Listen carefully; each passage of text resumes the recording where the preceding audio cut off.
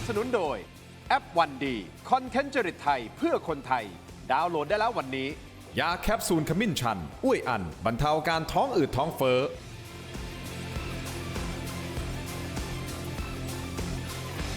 สวัสดีครับตอนรับทุกท่านเข้าสู่รายการถกไม่เถียงครับคุณผู้ชมครับประเทศไทยของเรามีไอ้โม่งครับมีไอ้โม่งอยู่เบื้องหลังเรื่องของน้ำมันที่ขาดแคลนอยู่ตอนนี้ราคาน้ำมันพุ่งขึ้นสูงนะครับนี่คือคำพูดของประธานสหพันธ์ขนส่งนะฮะของประเทศไทยเขาพูดว่าอย่างนี้ครับอัดอั้นตันใจเหลือเกินคลิปที่เขาออกมาระบายเพราะว่าพี่ๆ10 ล้อก็ไปรวมตัวกันนะที่ทางเข้าทางท่าเรือแหลมฉบังนะครับเพื่อที่จะแสดงออกเชิงสัญลักษณ์นะครับบอกว่าการบริหารงานของรัฐบาลหน่อมแนมเหลือเกินเขาใช้คำนี้นะฮะคุณผู้ชมครับนอกเหนือจากน้ำมันแพงแล้วซึ่งมันสาหัสแล้วใช่ไหมครับตอนนี้ไม่มีของให้ซื้อด้วยซ้ำนะฮะคุณผู้ชมน้ำมันไม่มีให้เติมนะครับนี่คือสถานการณ์ที่คนไทยประสบอยู่ณตอนนี้สรุปสุดท้ายสุดเนี่ยน้ำมันประเทศเรามันขาดแคลนจริงๆหรือว่ามีใครอยู่เบื้องหลังอย่างที่ท่านประธานสหพันธ์เป็นคนพูดนะครับตั้งข้อสังเกตว่าคงมีอยู่คนอยู่เบื้องหลังเนี่ยแหละชักใยอยู่แล้วได้ผลประโยชน์จากความโกลาหลครั้งนี้ที่เกิดขึ้นกับประชาชนนี่คือประเด็นที่ใกล้ตัวมากๆประเด็นที่2ครับประธานาธิบดีโดนัลด์ทรัมป์หลังจากที่มีความพยายามในการที่จะเรียกร้องนะให้กลุ่มประเทศชาตินาโต้เนี่ยมาช่วยสหรัฐหน่อยส่งเรือรบมาหน่อยไปที่ช่องแคบฮอร์มุสหน่อยเพื่อที่จะครองฮอร์มุสกลับคืนมาแต่ไม่มีใครเล่นด้วยอย่างที่เรารายงานข่าวไปแล้วนะครับวันนี้ก็ไม่ง้อฮะประธานาธิบดีโดนัลด์ทรัมป์บอกว่าอ๋อจริงๆแล้วเราไม่ต้องการความช่วยเหลือใครเลยเพราะเราประสบความสำเร็จแล้วเราสามารถที่จะสังหารผู้นำได้แล้วรวมถึงคณะผู้บริหารของผู้นำของอิหร่านไปหมดแล้วศักยภาพของอิหร่านไม่ว่าจะเป็นทางอากาศทางเรือเราทำลายหมดแล้วเรดาร์ต่างๆเราทำลายหมดแล้วเราประสบความสำเร็จแล้วเราไม่ต้องการความช่วยเหลือจากใครและไม่เคยคิดจะต้องการความช่วยเหลือจากใครตั้งแต่แรกสงครามกำลังจบลงเร็วๆนี้ใช่หรือไม่นี่เป็นการส่งสัญญาณของประธานาธิบดีของสหรัฐหรือไม่ว่าอีกไม่ช้าไม่นานสหรัฐอาจจะถอดปลั๊กและจบแล้วและทุกอย่างก็อาจจะกลับมาค่อยๆกลับมาดีกว่าค่อยๆกลับมาสู่สภาวะปกติวันนี้จะมาวิเคราะห์แบบลึกๆทั้งด้านของยุทธศาสตร์การทหารของสหรัฐอิสราเอลกับอิหร่านรวมถึงเศรษฐกิจของไทยและเศรษฐกิจของโลก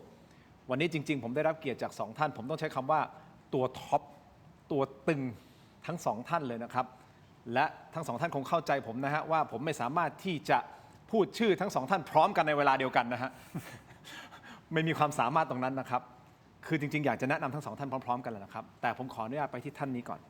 ท่านนี้นะครับผู้ชมครับถูกขนานนามว่าเป็นรัฐมนตรีคลังแห่งโลกประจำปี 2010 นะฮะโดยนิตยสาร The Banker ซึ่งเป็น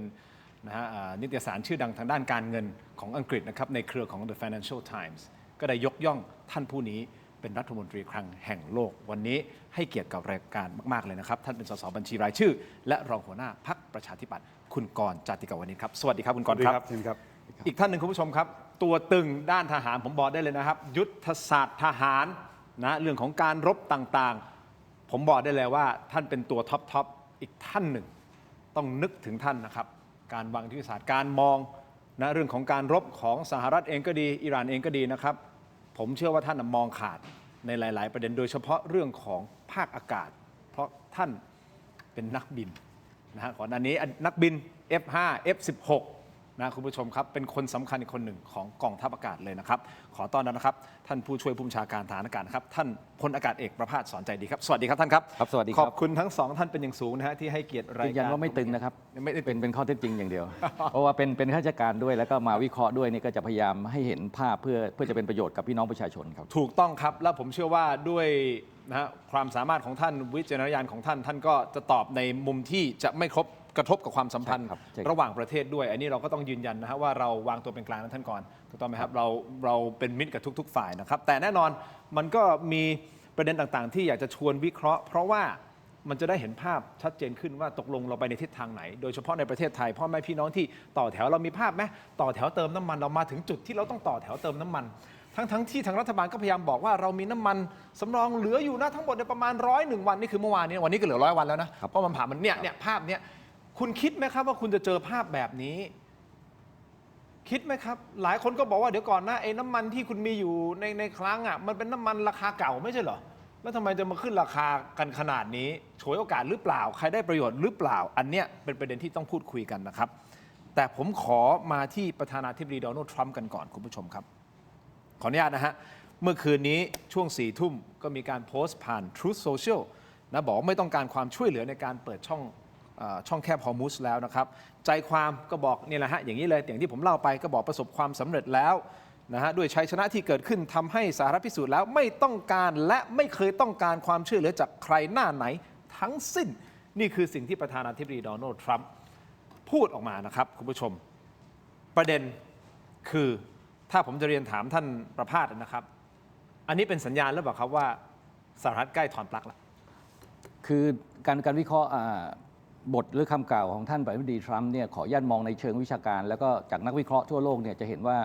หลายเรื่องเราคงจะต้องฟังแล้วก็พิจารณาต่อเนื่องด้วยการที่ส่งสัญญาณอะไรบางอย่างเนี่ยต้องยืนยันว่าสหรัฐอเมริกามีรูปแบบในการทำสงครามหรือในการที่จะเกิดแก้ปัญหาชาวโลกเนี่ยเขาใช้ประธานาธิบดีในการให้ข้อมูลเลยนี่น่าสนใจมากเพราะคำพูดของประธานาธิบดีคือสัญญาณทางยุทธศาสตร์ที่จะบอกให้หน่วยปฏิบัตินำไป1 2 3แต่ที่ผ่านมาเนี่ยพอเราเห็นแล้วนักวิเคราะห์จะบอกว่าพอบอกว่าจะไปทางนี้แต่ไม่ไปแต่ไปอีกทางหนึ่งอย่างง่ายๆคือตอนที่จะเจรจาดูดีพออิหร่านจะดำเนินการปุ๊บก็มีการทำโจมตีผู้นำเลยนั้นสัญญาณตรงนี้เนี่ยผมคิดว่าถ้าวิเคราะห์ในภาพเนี่ยในนักการทหารของอเมริกาตอนนี้เขามีอยู่องค์ความรู้อันหนึ่งที่เราไปเรียนที่นั่นเราก็จะรู้ก็คือ effect based operation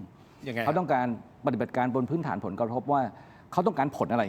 แล้วเขาถึงจะนำไปสู่เป้าหมายอย่างเช่นปัจจุบันนี้จะเห็นว่าเรื่องช่องแคบเฮอร์มุสเขาต้องการให้เดินเรือผ่านได้ผลกระทบก็คือทำยังไงก็ได้ให้เรือเดินผ่านได้งั้นแปลว่าสิ่งที่กดดันที่จะทำให้เกิดเนี่ยก็เรียกร้องพันธมิตรอาจจะ1 2 3แต่ก็จะมีคนที่ไม่เห็นด้วยแล้วก็ไม่ออกมากับอันที่2ขนาดล่าสุดก็โจมตีกองกำลังที่อยู่ในบริเวณพื้นที่นั้นเพื่อที่จะกดดันเพื่อไม่ให้ดำเนินการต่อไปได้ก็เลยมองว่าจริงๆด้วยศักยภาพของเขาแล้วเนี่ยเขาสามารถทำเองได้แต่ว่าขึ้นอยู่ที่ว่าจะหาเป้าหมายจะหาภัยคุกคามตรงนั้นเจอไหมแล้วใช้กำลังตรงไหนที่จะดำเนินการอันนี้คือผลกระทบที่เขาต้องการเพื่ออาจจะคำนวณมายังไงก็ไม่รู้เพื่อไม่ให้มันเกิดผลกระทบไประดับชาวโลกแบบนี้ในขณะที่อิหร่านก็รู้เหมือนกันว่าถ้าเขาปิดตรงนี้มันจะเกิดผลกระทบในแง่ตามมาลำดับที่1คือเรื่องของผ่านไม่ได้เรื่องเศรษฐกิจเรื่องในภูมิภาคแล้วก็พื้นที่ต่างๆพันธมิตรต่างๆเขาก็โจมตีซึ่งน่าสนใจมากว่าอิหร่านใช้วิธีที่โจมตีไปยังฐานทัพต่างๆประเทศต่างๆไม่ได้ตอบโต้มีเพียงป้องกันตัวเองอันนี้มันก็คือเป็นในภูมิภาคก็ถามต่อว่าแล้วที่ท่านส่งสัญญาณอย่างนี้เนี่ยผมในมุมมองผมเนี่ยก็ฟังไว้แต่ให้ไปดูข้อเท็จจริงที่เกิดขึ้นจะมีการโจมตียังมีการกดดันตามยุทธศาสตร์คือคลองทะเลคลองอากาศแล้วก็ทำลายระบบขีปนาวุธต่างๆของอิหร่านแต่อย่าลืมว่าอิหร่านเขาก็มีภาพในลึกๆเนี่ยผมไปออกรายการอะไรทีผมมีโอกาสมีเพื่อนผู้ช่วยทูตที่อยู่อินโดนีเซียด้วยกันแล้วอยู่เป็นชาวอิหร่านยังทุกวันนี้ยังคุยกันอยู่ก็ได้ข้อมูลว่า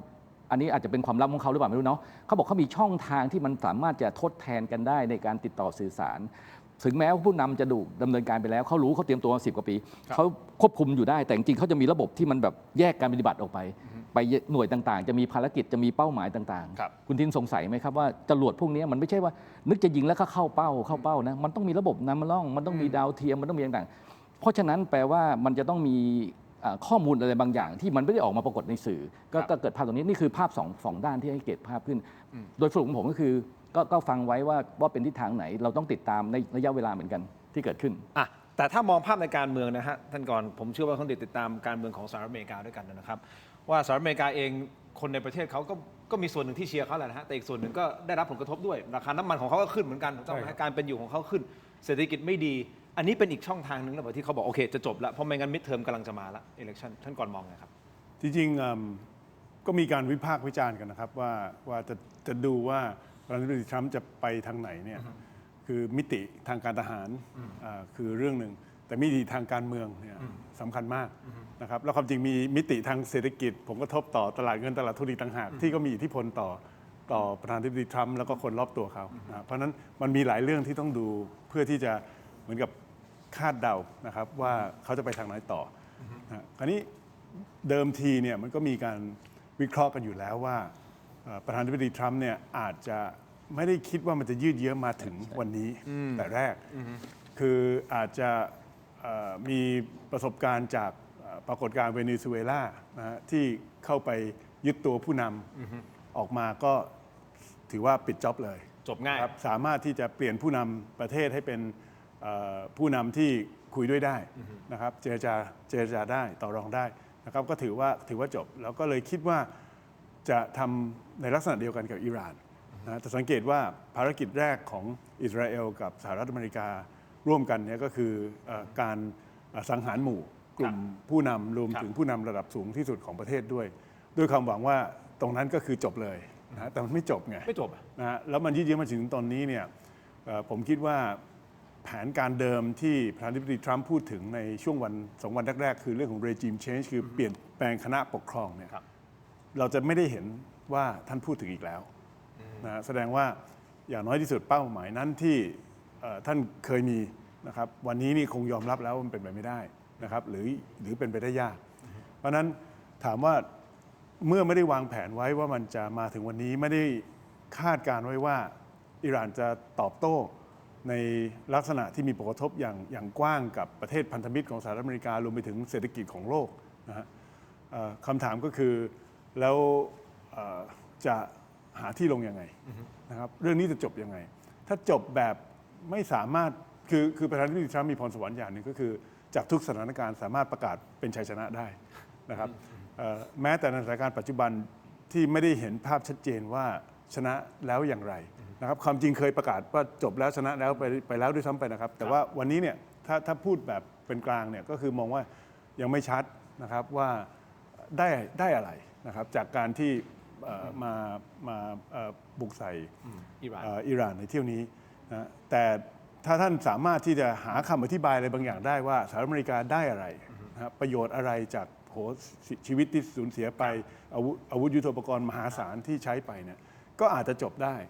แต่ถ้ายังอธิบายไม่ชัดเนี่ยผมคิดว่าก็เสี่ยงต่อทางการเมืองนะครับกับและคะแนนนิยมของประธานาธิบดีทรัมป์เหมือนกันถ้าจะเลิกตอนนี้แสดงว่าปากท้องของสหรัฐอเมริกานี่มันจะกดดันไปมันมี2 อย่างที่กดดันทรัมป์ไปเรื่อยๆนะครับเรื่องของปัญหาปากท้อง2เรื่องของตลาดหุ้นแล้วก็สถานการณ์ทางเศรษฐกิจโดยรวมนะครับแล้วก็อย่างที่ทินว่าครับการเลือกตั้งภายในประเทศก็งวดเข้ามาเรื่อยๆนะเพราะฉะนั้นตรงนั้นก็จะเป็นตัวกดดันอิหร่านเขาก็รู้นะผมกลับเชื่อว่าตอนนี้เนี่ยเวลาอยู่ข้างอิหร่านนะก็คือยื้อไปได้นานแค่ไหนแรงกดดันต่อประธานาธิบดีทรัมป์ทั้งภายในประเทศแล้วก็รวมไปถึงความจริงนะประเทศอื่นๆทั่วโลกซึ่งเดือดร้อนกันไปหมดทั่วหน้าเนี่ยนะก็จะมีมากขึ้นเรื่อยๆนะครับแล้วก็จะทำให้อาจจะมีผลกระทบต่อคะแนนนิยมของประธานาธิบดีทรัมป์ตอนนี้เหมือนนาโต้ก็ไม่เอาหรือเปล่าจนประธานาธิบดีไปฟังเสียงหน่อยไหมครับว่าเขาพูดถึงนาโต้อย่างไรนะฟังนะครับ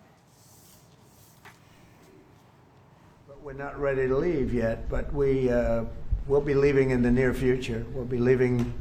in pretty much the very near future. But right now they've been decimated from every standpoint. And again, we've had great support from countries in the Middle East, great support, but we've had no support from, essentially, no support from NATO. But I was surprised to see that NATO, while they agree that it was a very important thing to do, they agree fully. Nobody said, oh, you shouldn't do it. They would have had a nuclear weapon within 1 month of when we had the B-2 bombers bomb the nuclear potential. I call it the nuclear dust. I think NATO's making a very foolish mistake. And I've long said that, I wonder whether or not NATO would ever be there for us. So this was a great test because we don't need them, but they should have been there. Well, we don't need too much help, and we don't need any help, actually. In fact, we just put out a notice. I was watching over the last couple of weeks, and all of our NATO allies were very much in favor of what we did. They thought it was very important. We were just discussing it, actually. Very important that we take out the nuclear threat from Iran, and we've done that. นี่นะครับสิ่งที่ประธานาธิบดีโดนัลด์ทรัมป์ก็ได้ให้สัมภาษณ์สื่อไปนะครับแต่มีอีกประเด็นหนึ่งคุณผู้ชมครับก็เป็นที่วิเคราะห์กันอยู่นะฮะของหลายๆคนนะครับก็คือกรณีของผู้นำคนใหม่ผู้นำสูงสุดคนใหม่ของอิหร่านก็คือท่านมุสตาบา คาเมเนอี มีข่าวออกมาไม่ว่าจะเป็นจากอินเดีย NDTV นะฮะจากยูเครน Kiev Post นะฮะรวมถึง El Kabas ของคูเวตนะฮะรวมไปถึงสื่อตะวันตกอย่าง New York Times และ CNN รวมถึง The Guardian รายงานว่าท่านโมสตาบาได้รับบาดเจ็บสาหัสจากการโจมตีทางอากาศของสหรัฐและอิสราเอลวันเดียวกันกับที่ท่านผู้นำสูงสุดคนก่อนถูกสังหารนะครับมีรายงานว่าเขาบาดเจ็บที่ขาแขนและมือนะฮะรวมถึงตาซ้ายและอาจจะมีแผลชะกันที่ใบหน้าและลำตัวโดยประธานาธิบดีวลาดิเมียร์ปูตินเนี่ยแหละครับของรัสเซียนะครับเป็นผู้เสนอตัวให้ความช่วยเหลือโดยตรงมีการส่งเครื่องบินไปรับท่านโมสตาบามาอยู่ที่มอสโกครับโรงพยาบาลในมอสโกมารักษาตัวและอยู่ติดกับบ้านพักนะฮะของท่านปูตินครับข้อเท็จจริงเป็นอย่างไรมีการไปสอบถามทางด้านของรัฐบาลรัสเซียนะครับโฆษกประจำทำเนียบเครมลินตอบนักข่าวเพียงว่าไม่มีความคิดเห็นก็คือ no comment อยากจะรู้เหลือเกินว่าทั้งสองท่านคิดในประเด็นนี้อย่างไรและมันจะทำให้มิติของสงครามครั้งนี้เรื่องของเศรษฐกิจด้วยจะไปในทิศทางไหนเพราะรัสเซียตอนนี้เหมือนส้มหล่นหรือเปล่าขายน้ำมันได้เพิ่มขึ้นนะฮะนี่คือประเด็นแรกนะครับส่วนอีกประเด็นหนึ่งคุณผู้ชมครับไปเห็นเพจฟีโนเมนานะฮะโพสต์ตั้งคำถามนะครับถึงคนที่อยู่ต่างประเทศคุณผู้ชมครับถามว่าสถานการณ์เกิดวิกฤตน้ำมันขาดแคลนข้าวของขึ้นราคาเหมือนในไทยหรือไม่อยากจะให้คุณผู้ชมกลับมาแล้วมาอ่านคอมเมนต์กันนะครับหลากหลายจากทั่วโลกเลยนะฮะมาดูนะฮะว่าประเทศไทยเป็นประเทศเดียวหรือเปล่าที่ขาดแคลนน้ำมันอยู่ตอนนี้คนอื่นเขาใช้ชีวิตแบบชิวๆใช่หรือไม่พักสักครู่ครับช่วงหน้ากลับมาติดตามครับ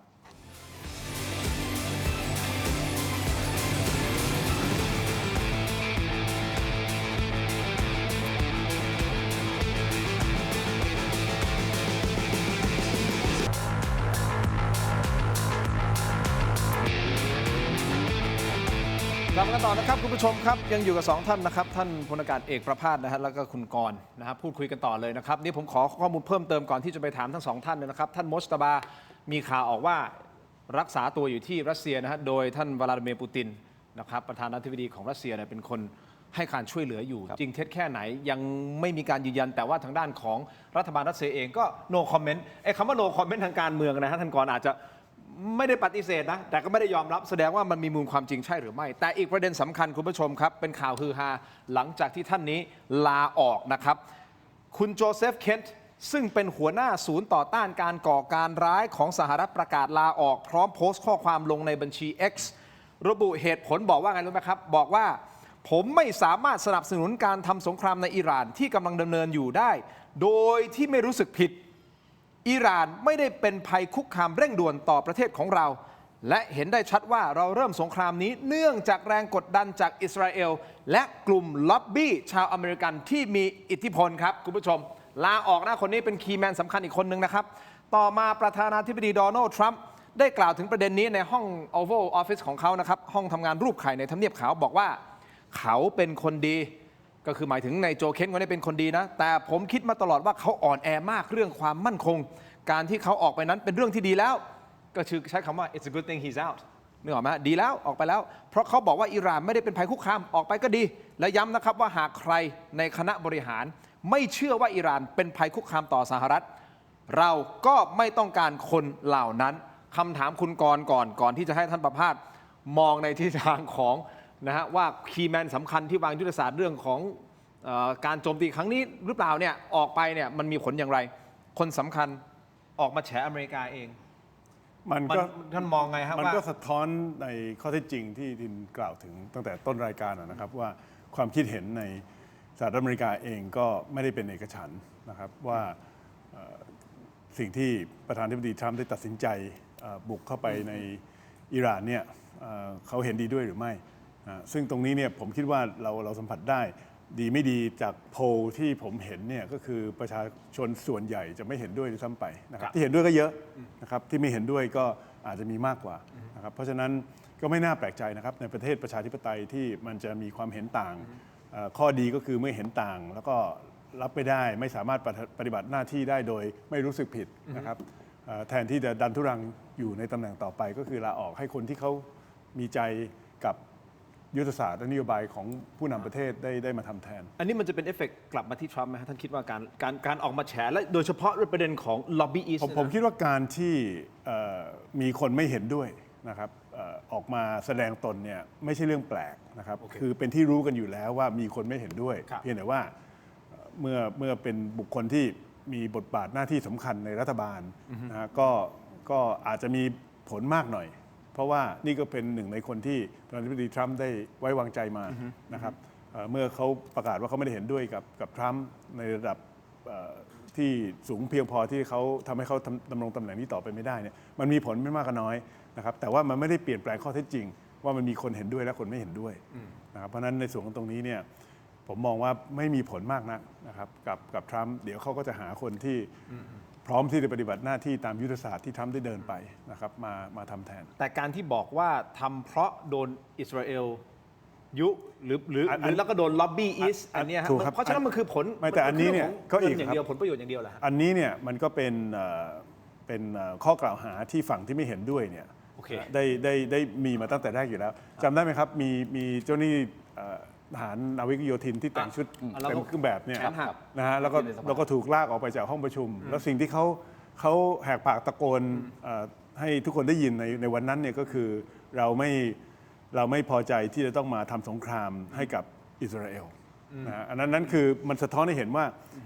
คืออาจจะในชุดความคิดหรือว่ามุมมองของฝั่งคนที่ไม่เห็นด้วยที่อเมริกาเนี่ยมีมิตินี้เนี่ยเป็นมิติสำคัญนะครับก็คือมองว่าทั้งหมดนี้เนี่ยมันเป็นวาระของอิสราเอลและผลประโยชน์ของอิสราเอลมากกว่าที่จะเป็นประโยชน์ต่ออเมริกาหรือชาวอเมริกันนะฮะเมื่อเทียบกัน ครับท่านประภาส ผมมีเพิ่มเติมก็คือว่าในเซสชันนี้ผมจะพูด 3 ประเด็น ประเด็นแรกที่ผมพูดต่อเนื่องก็คือว่าที่บอกว่าการทำงานครั้งนี้เนี่ยคำพูดที่มีนัยสำคัญมากคือในนาโต้นะเขาบอกว่าเขาไม่ได้เป็นคนเริ่มสงครามเขาไม่ได้เป็นคนมีส่วนร่วมในการวางแผน แล้วรูปแบบท่านนักการทหารมองแล้วการดำเนินการในครั้งนี้เนี่ยการทำลักษณะของการโอเปอเรชั่นใหญ่ ๆ แบบนี้มันจะต้องมีการเตรียมการมีการหาพันธมิตร มีการหนทางที่ดีที่สุดหนทางที่อันตรายที่สุด แล้วก็ผลกระทบที่จะตามมา 1 2 3 ถ้าบอกว่าไม่ได้คิดว่าถ้าปิดฮอร์มุสเกิดปฏิบัติการทหารแล้ว ผลกระทบลำดับที่ 1 ไปสู่ผลกระทบทางเศรษฐกิจอิหร่านก็มองออกและสุดท้ายไปเรื่องของการเมือง แล้วก็เกิดการเพรสเชอร์ในต่างๆเนี่ยเพราะฉะนั้นผมว่าตรงนี้แหละน่าจะเป็นจุดสำคัญที่พันธมิตรต่างๆ ก็ไม่ยอมเข้าไม่มีใครอยากมือมาสู้ขีบหรอกครับเพราะว่าผมว่าประชาชนในประเทศต่างๆก็น่าจะไม่อยากที่จะเข้ามา อันนี้เราวิเคราะห์จากภาพที่ปรากฏแล้วที่นาโต้ต่างๆไม่ร่วมมือด้วย อันนี้คือมีนัยสำคัญ แล้ว มา เขา ก ก็มองว่าไม่ได้มาปรึกษาเขาแต่แรก ถูกต้อง ด้วย ตรงนี้สำคัญเพราะว่าการจะทำสงครามลักษณะหรือว่าโอเปอเรชั่นนี้เราจะเห็นว่าตั้งแต่สงครามโลกครั้งที่1ครั้งที่2หรือว่าแม้แต่สงครามอ่าวปี 2003 หรือแม้แต่โคโซโวพวกนี้มันจะต้องถูกกันขณะนั้นเนี่ยมันต้องย้ายภูเขามาจากอ่าวแล้วมองทุกมิติว่าถ้าเขามีอาวุธนี้จริง ถ้าเขาใช้แบบนี้จะทำยังไงจะต่อต้านยังไงเนี่ยตรงนี้แหละคือสิ่งสำคัญก็ถัดมาถึงที่ฝ่ายที่ปรึกษาเนี่ยที่ท่านออกเนี่ยผมประเด็นที่ 2 ผมมองเรื่องความชอบธรรมนักการทหารทั่วโลกถูกสั่งสอนมาว่าเราจะต้องใช้เชื่อใน UN Charter มาตรา 51 การใช้กำลังจะต้องแบบที่มันเป็นภัยคุกคามจริง ๆ เท่านั้นใช้เหมาะสมห้ามโจมตีเป้าหมายพลเรือน อยู่ในสัดส่วนที่ชัดเจน เราถูกเขามาสั่งมาสอนตลอด และแม้แต่การใช้สงครามกับที่เรามีการเหตุปะทะกันแนวกัมพูชาแล้วก็ทำแบบนี้ นักการทหารทั่วโลกที่เขาคิดแล้วเขาจิตสำนึกลักษณะนี้เขาจะไม่ทำแบบนี้แน่นอน ทหารอาชีพแม้กระทั่งเห็นประชาชนตัวดำๆที่ไม่เกี่ยวข้องกับสงครามเขายังไม่ทำร้ายเลยตัวอย่างผมชัดเจนคือกองทัพไทยเนี่ยชัดเจนที่กรณีที่เกิดความขัดแย้ง และมีสะพานอยู่เส้นหนึ่ง ซึ่งเป็นลำเลียง BM-21 ลำเลียงต่างๆกองทัพอากาศบินไปเห็นคนวิ่งผ่าน ถ้าลงไปบวชจะมีคนเสียชีวิตแค่คนเดียวก็ยอมรับไม่ได้แล้ว ยังไม่ยอมเลยกลับไปกลางคืนเขาถึงมาดำเนินการ ลักษณะเนี่ยผมว่าคือความชอบธรรมแต่โอเคแล้วเขาจะเปลี่ยนคนอื่นมาที่จะทำได้เหมือนกันก็ต้องดูต่อไปเพราะว่าเขามีศักยภาพ โอเค ประการที่ 3 เรื่องของที่ว่าบาดเจ็บแล้วไปรัสเซียหรือไม่ อันนี้ ต้องระวังผลกระทบนะครับ เพราะว่า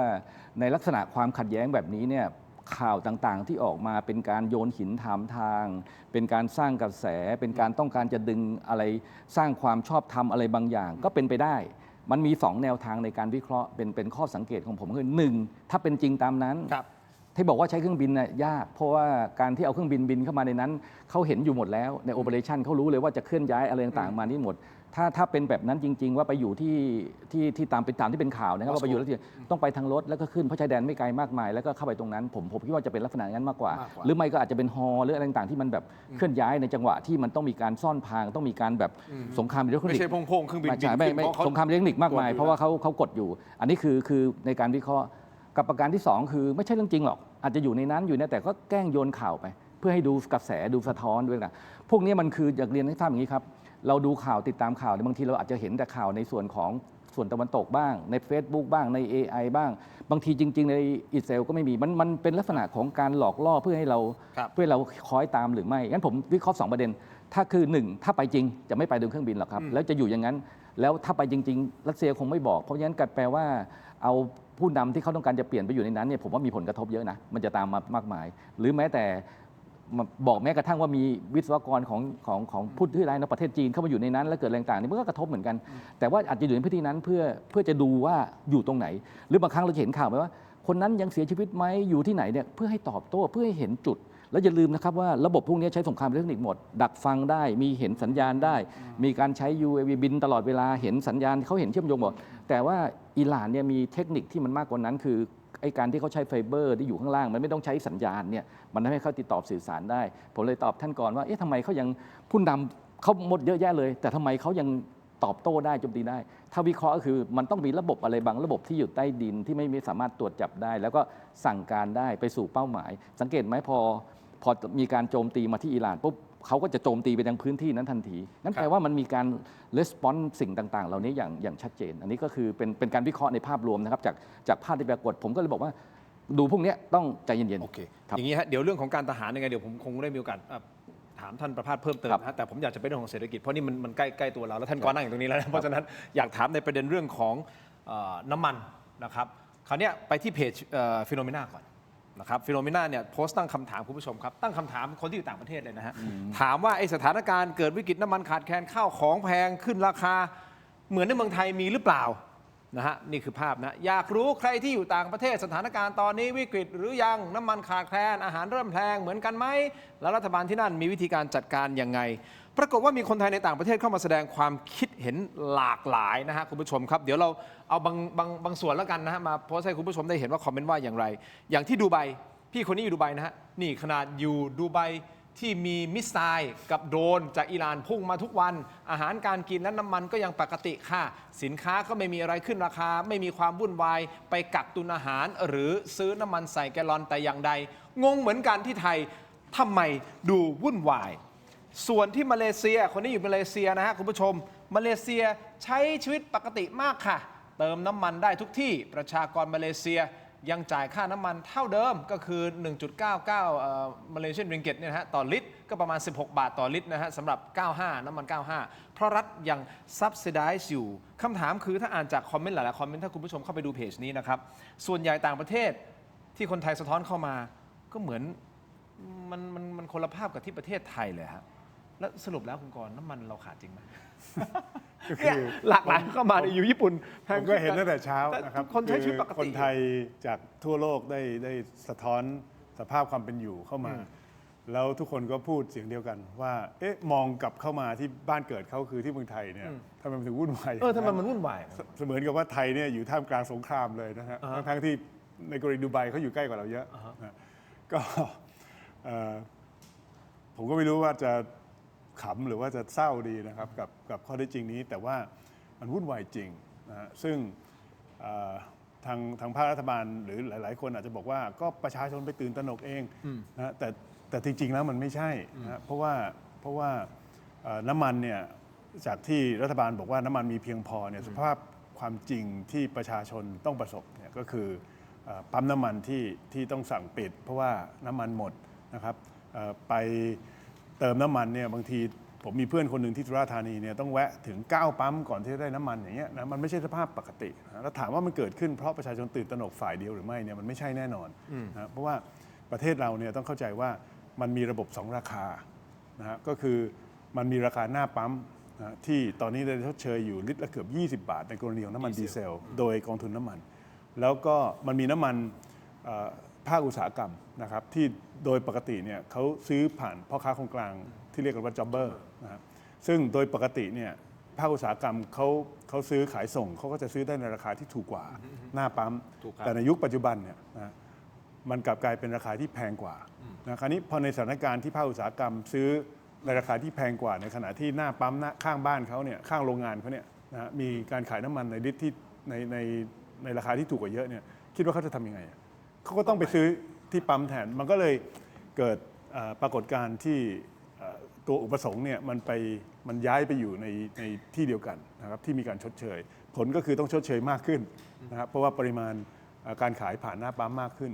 แล้วก็ทำให้น้ำมันขาดแคลนซ้ำแล้วเนี่ยผมก็ลองเช็คดูนะครับกับเพื่อนที่เป็นเจ้าของปั๊มน้ำมันอยู่ต่างจังหวัดเนี่ยหลายจังหวัดหลายปั๊มนะครับว่าแล้วเขาสามารถที่จะซื้อน้ำมันจากคลังน้ำมันได้ตามปกติหรือไม่คำตอบเสียงเดียวกันเลยครับก็คือไม่เลยนะครับคือตามปกติสมมติสั่ง 20,000 ได้ 20,000 ตอนนี้สั่ง 20,000 ได้ 8,000 ลิตรอย่างเงี้ยนะฮะคือคำถามก็คือมันเป็นเพราะอะไรทำไมไม่สามารถที่จะส่งน้ำมันในปริมาณปกติได้เมื่อวานนี้เนี่ยผมเห็นท่านรัฐมนตรีว่าการกระทรวงพลังงานออกมาพูดถึงเรื่องของการไป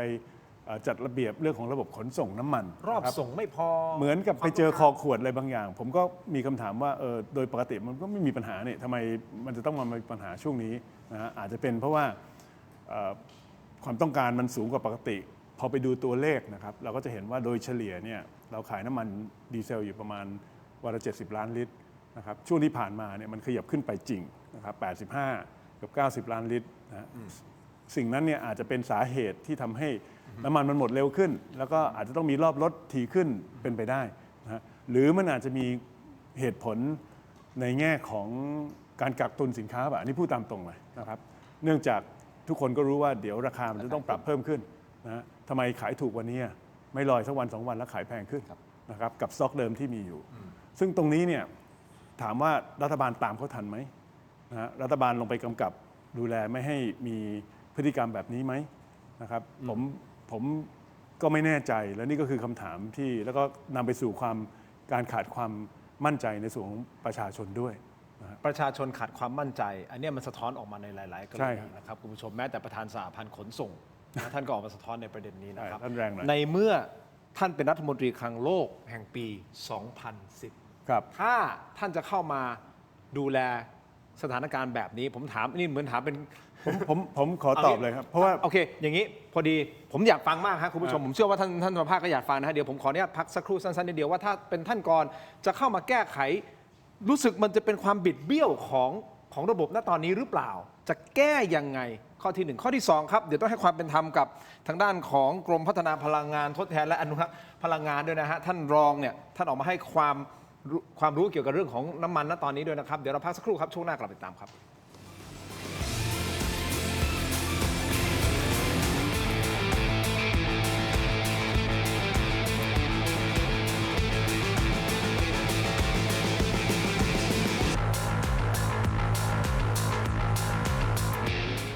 สนับสนุนโดยยาท่าน้ำขาวห่านคู่ 49 บาทฝาสีฟ้ามีตัวยาฟีนิลซาลิซิเลตไอเฮิร์บชูการ์ฟรีชุ่มคอมีสารสกัดสมุนไพร 4 ชนิด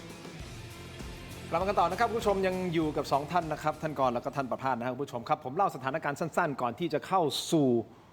การอธิบายว่าถ้าคุณกรต้องเข้ามาดูแลสถานการณ์เรื่องของกลไกราคาน้ำมันที่มันบิดเบี้ยวเนี่ยท่านจะทำอย่างไรนะครับคุณผู้ชมเล่าอย่างนี้ก่อนครับรัฐบาลเพิ่งขยับราคาดีเซลขึ้น50 สตางค์นะฮะในวันนี้ก็ทะลุ30 บาทไปแล้วนะครับแล้วก็มีการตั้งเพดานราคาน้ำมันดีเซลไม่เกินนะฮะไม่เกินลิตรละ33 บาทนะครับส่วนเบนซินแก๊สโซฮอล์95ก็ขยับขึ้นลิตรละ1 บาทนะครับคุณผู้ชมแต่ปัญหาที่มันหนักกว่าของแพงคืออะไรรู้ไหมฮะของมันไม่มีแพงแล้วมันยังไม่มีด้วยนะครับหลายวันที่ผ่านมาเราก็นำเสนอข่าวไปแล้วนะครับว่าชาวบ้านต้องขับรถตระเวนหาปั๊มน้ำมันข้ามอำเภอหรือแม้แต่คนที่คุณกรรู้จักทั้งภาคใต้เนี่ย9 ปั๊มนะกว่าจะได้เติมน้ำมันปั๊มไหนมีน้ำมันก็ต้องต่อคิวยาวเหยียดตั้งแต่ตี 2 ตี 3นะฮะบางทีโดนจำกัดโควต้าด้วยให้เติมแค่500 บาทนะหรือคันละไม่เกินกี่ลิตรก็ว่าไปสาเหตุหลักๆมาจากกลไกราคาที่หลายฝ่ายมองว่าบิดเบี้ยวราคาส่งหน้าลงกลั่นดันแพงกว่าหน้าปั๊มอย่างที่คุณกรอธิบายไปแล้วทำให้พวกนายทุนหรือผู้ค้ารายใหญ่จ็อบเบอร์เนี่ยหันมาเอารถบรรทุกใหญ่มาต่อคิวแย่งเติมน้ำมันจากชาวบ้านนี่แหละครับพอมาแย่งคิวเวลาเขาเติมทีเขาเติมเป็นพันลิตรนะฮะเขาคงไม่ได้มาแย่งเติมแบบว่า50 ลิตร20 ลิตรเขาเติมทีเป็นพันลิตรต่อคันนะฮะคุณผู้ชมครับก็แข่งแย่งกันกับชาวบ้านตาดำๆจนเด็กปั๊มบางคนร้องไห้ออกมาเพราะโดนลูกค้าด่านะฮะว่าเนี่ยฉันต่อทั้งวันแล้วทำไมไม่มีน้ำมันให้ฉันเติมใครจะไปคิดล่ะครับว่าสถานการณ์มันจะมาถึงตรงนี้โรงงานพลาสติกขาดแคลนต้นทุนดันขึ้นเม็ดพลาสติก 30% นะพวกถ ถุงแกงอะไรคอยดูฮะขึ้นราคาแน่นอน 70% ชาวไร่ 70% แล้วฮะ พลาสติก ขึ้น 70% นะฮะส่วนชาวไร่ชาวนาก็เตรียมนับถอยหลังได้เพราะว่าสต็อกปุ๋ยเคมีในประเทศเราตอนนี้เหลือใช้ถึงแค่เดือนพฤษภาคมใช่ไหมฮะเพราะปุ๋ยล็อตใหม่จากตะวันออกกลางมันก็ติดอยู่ที่ช่องแคบฮอร์มุซแล้วมันมาไม่ได้แล้วนะคุณผู้ชมนั่นแหละเอาแหละคุณผู้ชม คนที่กิจบอกว่าเอาไม่เป็นไรหนีค่าไฟแพงไปติดโซลาร์เซลล์แล้วกันโซลาร์เซลล์ก็จะขยับราคาขึ้นอีกนะครับ 15-20% ต้องมีนะฮะคุณผู้ชม คุณกรณ์ในฐานะที่เป็นรัฐมนตรีคลังโลกนะฮะปี 2010 จะแก้ไงครับ ปี 2011 อ๋อ 2011 ไม่ใช่ครับ อ๋อ 2010 ได้รางวัลนั้นนะครับ ได้รางวัลโอเค แต่กำลังจะบอกว่า 2011 เนี่ย ราคาน้ำมันตลาดโลกเนี่ยมันทะลุ 100 เหรียญต่อบาร์เรลนะครับ แล้วก็ตอนนั้นผมยังอยู่ในตำแหน่ง เราก็มานั่งปรึกษากันว่าจะแก้ปัญหานี้ยังไง ก็ใช้ทั้งกองทุนน้ำมันใช้ทุกมาตรการที่มีนะครับ แล้วก็สุดท้ายเนี่ยสิ่งที่ทำด้วยเนี่ยก็คือผมในฐานะรัฐมนตรีว่าการกระทรวงการคลังเนี่ยลดภาษีสัมปทานมิตรที่เก็บจากน้ำมันนะครับ ซึ่งณปัจจุบันเนี่ยรัฐบาลยังไม่ได้ลดภาษีเลยแม้แต่สตางค์เดียวนะครับ ตอนนี้เนี่ยผมขอจะบอกว่าผู้ที่เกี่ยวข้องเนี่ยมันมีอยู่ 3 ฝ่ายนะประชาชนฝ่ายหนึ่ง ครับ รัฐบาลอีกฝ่ายหนึ่งในฐานะผู้เก็บภาษี ครับ นะครับแล้วก็ผู้ประกอบการก็คือโรงกลั่นนะครับในฐานะผู้ค้าน้ำมัน ครับ ผมขอสรุปนะครับว่าณปัจจุบันเนี่ย2 อาทิตย์ที่ผ่านมาเนี่ยฝ่ายเดียวรับภาระอยู่แต่ผู้เดียวคือประชาชน ครับ นะครับเพราะว่าประชาชนต้องจ่ายน้ำมันที่ราคาแพงขึ้นนะครับขาดแคลนน้ำมันก็เป็นความเดือดร้อนของประชาชนนะครับการชดเชยที่ทำให้ราคามันไม่ขึ้นไปตามราคาตลาดเนี่ยนะก็ชดเชยด้วยเงินในอนาคตของประชาชน เพราะว่าคนที่ต้องมาจ่ายค่าน้ำมันแพงขึ้นต่อเนื่องในอนาคตถึงแม้ว่าราคาน้ำมันลดลงเนี่ยคนไทยก็ยังต้องซื้อแพงนะครับเพราะเขาจะต้องเก็บค่าตรงนี้เนี่ยเอาไปชดเชยเงินที่เขาใช้ในการลดราคาให้เราวันนี้ กองทุน นะเพราะฉะนั้นคนที่รับผิดชอบก็คือประชาชนนะแต่รัฐบาลเนี่ยไม่ได้เดือดร้อนนะอันนี้ผมใช้คำนี้นะรายได้จากภาษีที่เก็บจากประชาชนในช่วงที่ประชาชนกำลังเดือดร้อนอย่างหนักเนี่ยยังเท่าเดิมนะซึ่งเมื่อปี 2011 เนี่ยเราก็ได้ตัดสินใจลดภาษีสัมปทานมิตรน้ำมันลงมาเหลือแค่ 10 สตางค์ถ้าผมจำไม่10 สตางค์ก็1 สตางค์ผมจำไม่ได้นะครับตอนนี้มัน 6 บาทกว่านะเพราะฉะนั้นเมื่อวานนี้เนี่ยทางพรรคประชาธิปัตย์ก็เลยได้เสนอว่าสิ่งที่รัฐบาลควรจะดำเนินการเลยเนี่ยในช่วงนี้นะครับชั่วคราวก็คือตัดลดภาษีสัมปทานมิตรน้ำมันลงมา 6 บาท ครับ นะฮะตรงนี้ถ้าพูดความหมายคืออะไรก็คือราคาน้ำมันก็จะถูกลง 6 บาททันทีนะฮะตรงๆเลยนะฮะอีกส่วนหนึ่งคือผู้ประกอบการคือโรงกลั่นนะครับซึ่งก็มีประเด็นที่ถกเถียงกันมาเยอะนะครับว่าช่วงที่ผ่านมาเนี่ยค่าการกลั่นเนี่ยมันสูงขึ้นเยอะมาก ค่าการกลั่นก็คือส่วนรายได้ของโรงกลั่นนะครับมันเป็นส่วนต่างระหว่างราคาน้ำมันสำเร็จรูปที่เขาขายกับราคาน้ำมันดิบที่เป็นต้นทุนของเขานะครับที่ผ่านมาเนี่ยก่อนวิกฤตสงครามเนี่ยเราจะเห็นว่าค่าการกลั่นมันอยู่ที่ประมาณ2 บาทต่อลิตรนะครับในช่วง2 อาทิตย์ที่ผ่านมาเนี่ยเฉลี่ยมันกระโดดขึ้นมากว่า6 บาทต่อลิตรมันเพิ่มขึ้นมา3 เท่า ทำไมมัน ก็เนี่ยครับ3 เท่าเพราะอะไรเพราะว่าราคาน้ำมันสำเร็จรูปเนี่ยราคามันสูงขึ้นและสูงขึ้นเร็วกว่าราคาน้ำมันดิบด้วยซ้ำไปนะเพราะฉะนั้นส่วนต่างมันก็เลยยิ่งถ่างออกไปนะครับและนี่คือรายได้และกำไรของโรงกลั่นล้วนๆนะเพราะฉะนั้นเราก็เลยบอกว่าเฮ้ยในช่วงที่ประชาชนกำลังเดือดร้อนอย่างหนักนะครับรัฐบาลเขาจะลดภาษีเพื่อที่จะช่วยประชาชน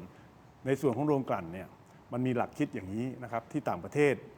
หลายประเทศเขาก็ใช้กันก็คือกำไรแบบนี้เนี่ยเขาเรียกว่ากำไรแบบลาภลอยนะฮะก็คือคุณไม่ได้ทำอะไรแตกต่างกับปกติที่คุณทำเพียงแต่ว่าสถานการณ์เนี่ยมันทำให้กำไรของคุณเพิ่มขึ้นนะครับแล้วมันเป็นกำไรถ้ามันเป็นอะไรทั่วไปที่ไม่ได้มีผลกระทบกับคนส่วนมากก็ไม่เป็นไรแต่นี่มันเป็นกำไรบนความเดือดร้อนของในเรื่องสำคัญในปัจจัยสำคัญคือน้ำมันเนี่ยของประชาชนคนไทยทุกคนทั้งประเทศเพราะฉะนั้นให้ความร่วมมือในการที่จะแบ่งปันส่วนกำไรนี้เนี่ยกลับคืนมาเพื่อจะลดภาระประชาชนได้ไหมนะนี่ผมพูดแบบสุภาพมากๆนะครับ แบ่งปันยังไงฮะคิดเป็นภาษีอย่างนี้นะฮะหรือไง มันมีภาษีที่เขาเรียกว่าภาษีลาภลอย โอเค นะฮะภาษี windfall tax ในกรณีนี้เนี่ยผมไม่ต้องการที่จะให้เป็นผมไม่ได้ต้องการใช้คำว่าภาษีเพราะว่าผมไม่ต้องการให้เงินส่วนนี้เนี่ยมันเข้าไปอยู่ที่รัฐบาลหรือกระทรวงการคลังผมต้องการให้มันไปที่กองทุนน้ำมันโดยตรงนะครับเพื่อที่จะลดภาระของประชาชนเพราะนั้นเราเรียกว่าเป็นค่าธรรมเนียมก็แล้วกันค่าธรรมเนียมลาภลอยนะฮะซึ่งผมก็เสนอว่าที่เหมาะสมเนี่ยก็คือ3 บาทต่อลิตรนะครับอย่างที่บอกปัจจุบันเนี่ย ค่าการตลาดก็6 บาท ปกติมันประมาณบาทกว่าเอง ครับ นะเพราะฉะนั้นเขาก็ยังกำไรและกำไรมากกว่าปกติด้วย ครับ เพียงแต่ว่าส่วนนี้เนี่ยในช่วงระหว่างที่ค่าการกลั่นมันยังสูงเท่านี้ ก็ขอแบ่งส่วนมาลดภาระค่าใช้จ่ายให้กับประชาชนนะครับความหมายโดยรวมนี้ก็คือ 6 บาทภาษีที่ลดไปบวก 3 บาทที่ได้คืนจากโรงกลั่นน้ำมัน ครับ ก็จะทำให้ราคาน้ำมันเนี่ยลดลงได้ 9 บาท นี่คือเรื่องของราคาถูกต้องไหมฮะ ราคา เรื่องของราคานะ แต่ประเด็นคำถามคือน้ำมันต่อให้ลดราคามา แต่น้ำมันมันไม่มีอ่ะ โอเค นะปั๊บอันนี้คือคำถาม ผมตอบหน่อยไหม ท่านประภาส ผมในฐานะคนไทยแล้วก็ได้รับผลกระทบโดยตรง แล้วก็หลายส่วนนะวันนี้ผมไม่ได้พูดในฐานะที่ผมเป็นราชการ ผมให้กำลังใจผู้ที่รับผิดชอบเรื่องระบบน้ำมันในประเทศไทย ครับ ที่กำลังพยายามจะบริหารจัดการอยู่ ครับ ผมมีข้อสังเกตดูว่าการที่คนไปเดินแถวแล้วต้องไปเดินแถวแล้วรอเติมน้ำมันเนี่ย ต้องบอกว่าเพนพอยต์มันคืออะไรหนึ่งมันไม่มีน้ำมันสองคือน้ำมันมาจากไหน ครับ สามแล้วก็เหตุการณ์ที่เกิดขึ้นเนี่ยมันเกิดขึ้นมาก่อนหน้านี้ แล้วมันมีน้ำมันอยู่ในสต็อกไหมแล้วก็บอกว่ามีน้ำมันจากสต็อกข้างนอกด้วยผมยังไม่พูดถึงราคาเป็นเพราะฉะนั้นเหตุการณ์แบบนี้เนี่ยแล้วมันเกิดการวิตกในระดับประเทศแบบนี้เนี่ยมันคือเรื่องความมั่นคงเรื่องหนึ่งเลยนะเพราะถ้าเกิดว่าพี่น้องประชาชนไม่พอใจแล้วเกิดอะไรขึ้นมาเนี่ยผมว่ามันกระทบมากทีเดียวแล้วมันเป็นปัจจัย4มันเป็นสิ่งที่สำคัญมากมันเป็นยุทธปัจจัยด้วยมันเป็นการดำรงชีพเรื่องอาชีพ แล้วแต่ละคนก็ไม่เหมือนกัน สิ่งที่ผมอยากจะเป็นข้อสังเกตข้อเสนอแนะส่วนตัวก็เลยนะลักษณะเนี้มันคือวิกฤตมันคือคริสิสระดับประเทศ โอเค วันหนึ่งจะมานั่งแล้วบอกที่เดียวเนี่ยยากมันต้องมานั่งแล้วดูรายละเอียดแล้วต้องบอกความจริงประชาชน ท่านประภาสท่านบอกนี่คือข้อสังเกตว่านี่คือ crisis ถูกต้องไหม ใช่ครับ นี่คือ crisis แล้ว crisis แบบนี้มันจะต้องออกมาในทางไหนบริหารอย่างไร และไอ้น้ำมันจริง ๆ แล้วเนี่ยตกลงมันอยู่ไหนกันแน่มันมีหรือไม่มีนะฮะและวันนี้นะครับประธานสหพันธ์การขนส่งทางบกแห่งประเทศไทยนะครับคุณทองอยู่พูดชัดเจนบอกว่าน่าจะมีไอ้โม่งอยู่เบื้องหลังเอาละทั้งสองท่านคิดว่ายังไงในประเด็นนี้ ไปต่อกันในออนไลน์สแกนQR Code ของเราหน้าจอนะครับไปที่เทโรดิจิทัลใน YouTube นะ Facebook ถกไม่เถียงเดี๋ยวไปพูดคุยกับทั้งสองท่านต่อในออนไลน์สำหรับทีวีนะครับขอบคุณทั้งสองท่านก่อนนะครับขอบคุณครับท่านประภาสครับครับเจอกันในออนไลน์ถกไม่เถียงสวัสดีครับ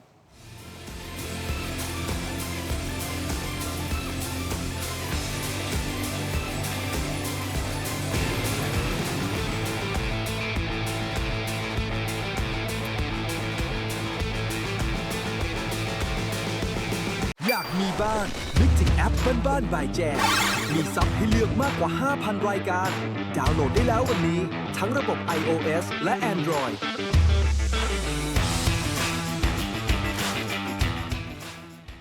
กลับเข้ามาครับถกไม่เถียงในช่วงของออนไลน์คุณผู้ชมครับยังอยู่กับทั้งสองท่านนะครับท่านสสบัญชีรายชื่อ แล้วก็รองหัวหน้าพรรคประชาธิปัตย์นะครับท่านกรจาติกาวนิชนะครับรวมถึงท่านผู้ช่วยผู้บัญชาการฐานอากาศนะครับท่านพลอากาศเอกประภาสสอนใจดี ซึ่งเป็นกูรูท็อปนะในมุมของแต่ละท่าน มุมการทหารแน่นอนท่านประภาสมุมทางเศรษฐกิจนะคุณกรนะฮะคุณผู้ชมครับมาพูดคุยกันในรายการของเราวันนี้ถกไม่เถียงแน่นอนแหละเราวิเคราะห์ในเรื่องของอิหร่านสหรัฐนะครับอันนั้นส่วนหนึ่งเดี๋ยวท่านประภาสจะได้ขยายความเพิ่มเติมในประเด็นนี้นะครับเนื่องจากว่าท่านกรเดี๋ยวต้องมีภารกิจอย่างต่อเนื่องนะฮะก็เดี๋ยวจะใช้เวลาตรงนี้พูดถึงเรื่องของโครงสร้างของน้ำมันตอนนี้ เพราะมันเป็นปัจจัยสำคัญในการใช้ชีวิตของเราณวันนี้และเดือดร้อนกันทั่วหน้าเดือดร้อนกันทั่วหน้าจริงๆกลไกมันบิดเบี้ยวราคามันบิดเบี้ยวเพราะอะไรยังไงคุณกรณ์อธิบายไปแล้วนะครับคราวนี้ผมก็เลยถามว่าไอ้สถานการณ์แบบนี้เรามาอยู่ตรงนี้ได้ยังไงทั้งที่รัฐบาลบอกแล้วมีน้ำมันเหลือต้อง100 วัน หรือว่ารัฐบาลกลัวว่าไอ้100 วันเนี่ยทุกคนก็ใช้แบบฟุ่มเฟือยไม่ได้สนใจไงมี100 วันด้วยก็ใช้ไปเรื่อยๆสุดท้ายแบบมันไม่ถึง100 วันมันเป็นไปได้หรือเปล่าแต่ผมว่ามันก็ยากนะเพราะว่าเวลาคำนวณเขาก็ต้องคำนวณให้มันชัดว่าแต่ละวันเราใช้น้ำมันเท่าไหร่ไม่ใช่บอกว่าเราเหลือน้ำมัน100 วันแล้วจากการใช้สมมติใช้100เราเป็นช้อย150ในวันเดียวมันคงเป็นไปไม่ได้ถูกต้องไหมฮะคำถามก็คือว่าไอ้น้ำมันมันอยู่ที่ไหนล่ะครับไอ้100 วันนี่คือคำถามที่คุณผู้ชมหลายท่านก็ถามว่าไอ้น้ำมันมันไปอยู่ไหนก็เลยเกิดคำถามขึ้นมาพอคำถามนี้ขึ้นมาคุณผู้ชมครับก็มีรถบรรทุกไปรวมตัวกันเล่าอย่างนี้ก่อนเดี๋ยวจะถามเพิ่มเติมทั้งสองท่านนะรถบรรทุกรวมตัวครับมีการชี้นะครับบอกว่ามีไอ้โม่งอยู่เบื้องหลังนะปั่นข่าวราคาน้ำมันหาผลประโยชน์คุณผู้ชมครับวันนี้เองครับเมื่อเวลาประมาณ 11 นาฬิกานะฮะกลุ่มเครือข่ายรถบรรทุก13 สมาคมในนามของสหพันธ์การขนส่งทางบกแห่งประเทศไทยรวมตัวกันที่ถนนสุขุมวิทใกล้ช่วงทางเข้าของท่าเรือแหลมฉบังจังหวัดชลบุรีซึ่งประธานสหพันธ์ก็คือคุณทองอยู่คงขันท่านบอกเลยนะฮะสาเหตุหลักของการรวมตัวเกิดจากความไม่พอใจต่อข้อมูลของภาครัฐที่ระบุว่าสาเหตุของน้ำมันขาดแคลนในบางพื้นที่มาจากรถขนส่งน้ำมันไม่ไปขนส่งน้ำมันฮะ ซึ่งทางสหพันธ์ตรวจสอบพบว่าไม่เป็นความจริงเอาฟังเสียงท่านหน่อยฮะ และเมื่อวานเรารู้สึกน้อยใจที่รัฐมนตรีบอกว่าน้ำมันที่ขาดแคลนในปั๊มน้ำมันเนี่ยเกิดจากรถขนส่งน้ำมันไม่ไปขนน้ำมัน อันนี้เมื่อคืนเราเช็คข้อมูลหมดแล้วไม่ใช่ฮะเรามีความเชื่อว่ามีคนกลุ่มหนึ่งได้ประโยชน์จากการให้ข่าว ทุกเรื่องที่รัฐบาลให้ข่าวไปมีคนกลุ่มหนึ่งได้ประโยชน์ ซึ่งเราสำรวจตรวจสอบพบแล้วว่าตอนนี้คนที่ได้ประโยชน์คนแรกคือโรงกลั่นคนที่สองคือผู้ค้าน้ำมัน คนที่สามคือกลุ่มทุนธุรกิจพลังงาน รวมหัวกัน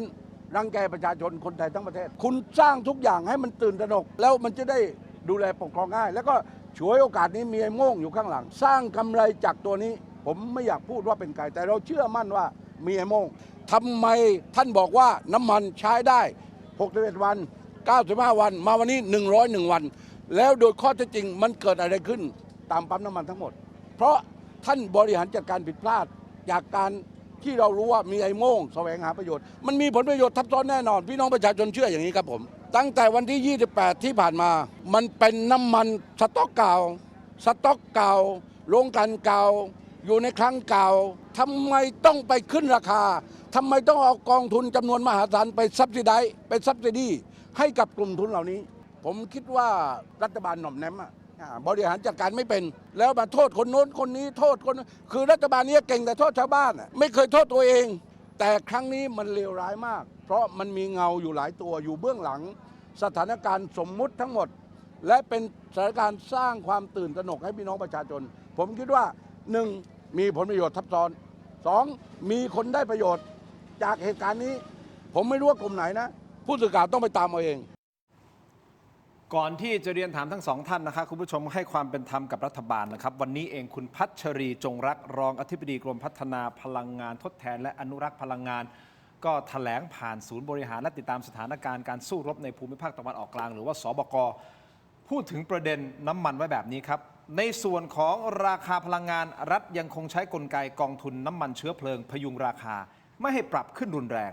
แม้จะมีความจำเป็นต้องปรับขึ้นในบางช่วงโดยจะพยายามไม่ให้กระทบต่อประชาชนอย่างมีนัยสำคัญขณะเดียวกันยังเร่งจัดหาพลังงานจากแหล่งอื่นรวมถึงเพิ่มการพึ่งพาพลังงานในประเทศทั้งน้ำมันและก๊าซธรรมชาติส่วนกรณีปั๊มน้ำมันบางแห่งติดป้ายน้ำมันหมดยืนยันไม่ใช่การตัดโควต้าแต่เป็นผลจากความต้องการใช้น้ำมันที่เพิ่มขึ้น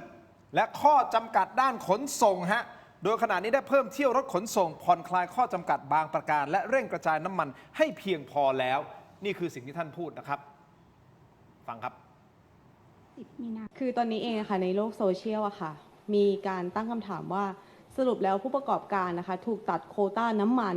หรือว่าการขนส่งมีปัญหาทำให้หน้าสถานีบริการน้ำมันนะคะจ่ายน้ำมันได้ไม่เพียงพอค่ะอย่างที่ทุกท่านทราบนะคะเมื่อวานทางท่านรัฐมนตรีก็ได้ชี้แจงในประเด็นนี้ไปแล้วนะคะว่าตอนนี้อาจจะเป็นในเรื่องของ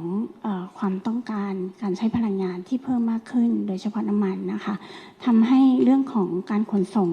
ยังค่อนข้างมีปัญหาแต่ว่าตอนนี้เราได้มีมาตรการต่างๆในการที่จะดำเนินการอย่างเช่นในเรื่องของการจัดเที่ยวรถในเรื่อง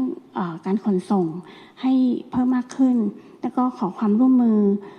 ผู้ประกอบการในการที่จะดูสต็อกน้ำมันอะไรให้เหมาะสมกับผู้บริโภคที่สำคัญมีบางมาตรการที่เดิมเนี่ยเราเคยจำกัดเที่ยวรถในการที่จะขนส่งน้ำมันก็ประมาณนี้คุณผู้ชมครับแต่คำถามคือคุณกรณ์ก่อนนะฮะเดี๋ยวก่อนที่จะมาเรื่องของความมั่นคงเพราะว่าท่านประภาสบอกว่านี่มันเกี่ยวข้องกับความมั่นคงด้วยนะของประเทศนะครับคุณกรณ์ถ้าเชื่อใครดีครับ เชื่อประธานสหพันธ์ที่บอกว่าน่าจะมีม่งอยู่เบื้องหลัง อยากจะบอก หรือผลประโยชน์ทับ ประธาน ซ้อน สหพันธ์ว่าพรุ่งนี้ในสภาเขามีวาระเรื่องเลือกนายกรัฐมนตรีนะน่าจะเอาท่านมาเป็นหัวหน้าพรรคฝ่ายค้านอะไรประมาณอย่างนั้น โอ้โหงั้นเลยเหรอ คือแสดงตนชัดเจนนะครับแต่ว่าแซวท่านเล่นครับจริงๆท่านคงไม่ได้มีนัยทางการเมืองอะไรนะแต่ว่าพูดสะท้อนถึงประเด็นปัญหาที่ทั้งท่านแล้วก็ประชาชนประสบจริงอะครับคือพูดไปใครที่อยู่ในประเทศไทยวันนี้ก็รู้ว่าสิ่งที่ท่านพูดมันเป็นจริงทั้งหมดในแง่ของปัญหาที่เจอคราวนี้มันมีไอ้โม่งอยู่ข้างหลังหรือเปล่าเนี่ยอันนั้น ผลประโยชน์ทับซ้อน อันนั้นก็หมายถึงประเด็นเรื่องผลประโยชน์ทับซ้อนเนี่ยผมคิดว่าคนไทยทั้งประเทศมีสิทธิ์ที่จะมีคำถามนี้นะครับเพราะว่าก็รัฐบาลบอกว่าน้ำมันมีพอนะแล้วข้อเท็จจริงก็คือที่ประชาชนประสบที่ก็คือน้ำมันมันไม่พอนะปั๊มน้ำมันเองก็บอกว่า โดยปกติสั่งไปเท่านี้จะได้เท่านี้นะฮะแต่ตอนนี้สั่งไปเท่านี้ได้ไม่ถึงครึ่งกับที่สั่งไปเพราะอะไรนะฮะรัฐบาลมาบอกว่าเป็นเพราะว่ามีประเด็นปัญหาคอขวดเรื่องการจัดระเบียบเรื่องการขนส่งนะฮะซึ่งผมก็ไม่แน่ใจท่านก็ออกมาเมื่อสักครู่ท่านประธานสหพันธ์ก็ออกมาบอกว่า ไปตรวจสอบ ไม่จริง ไม่จริง ไม่จริงนะฮะท่านขนส่งให้ได้ตามคำสั่งมาครบถ้วนทั้งหมด เพราะฉะนั้นมันก็เลยมีคำถาม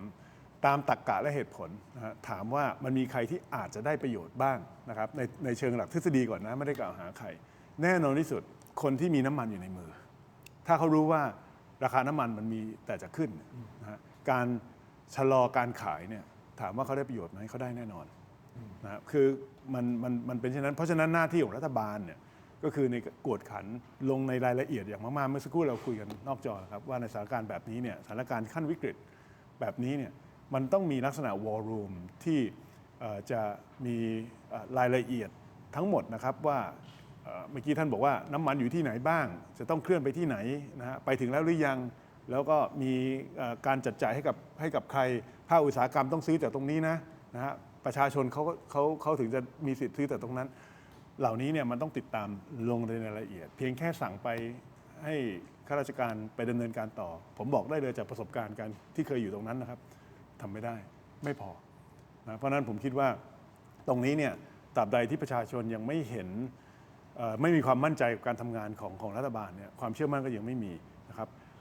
การกักตุนก็ยังจะเกิดขึ้นต่อเนื่องนะฮะสาเหตุส่วนหนึ่งเนี่ยที่ประชาชนไม่มั่นใจแต่แรกนี่ก็คือรัฐบาลประกาศว่าจะดูแลราคาน้ำมันดีเซล15 วันพอจำกัดไว้แค่15 วันปุ๊บความหมายคืออะไรวันที่16ราคาขึ้นง่ายแล้วมันก็ขึ้นจริงนะเพราะฉะนั้นในเชิงจิตวิทยาเนี่ยวันนี้บอกว่าจะค่อยๆขึ้นทีละ50 ตังค์แต่จะไม่เกิน33 บาทนะ ต่อดีเซลของดีเซลต่อลิตร นั่นมันคืออีก2 บาท 75 สตางค์ใช่ไหมกว่าจะถึงนะฮะโทษที2 บาท 50 ตังค์กว่าจะถึงเพราะฉะนั้นถ้าผมเป็นชาวบ้านตอนนี้ผมทำไงนะถ้าผมมีความจำเป็นผมก็เติมเลย1เพราะผมกลัวว่าเฮ้ยเดี๋ยววันพรุ่งนี้มันจะขาดหรือเปล่าก่อนนะฮะจะเติมได้หรือเปล่านะสองมันจะขึ้นเราไม่รู้มันขึ้นเมื่อไหร่แต่รัฐบาลส่งสัญญาณมาแล้วว่ามันมีสิทธิ์ขึ้นแน่ถึง33 บาทมันไม่ได้ช่วยทำให้ทุกคนแบบรีแลกซ์นะครับ เหมือนเรานั่ง ผ่คลย ชิวๆแบบนี้ ใช่ ไม่ใช่ มันไม่ใช่นะฮะมันมีความกังวลทั้งว่าน้ำมันจะขาดแคลนไหมและสอง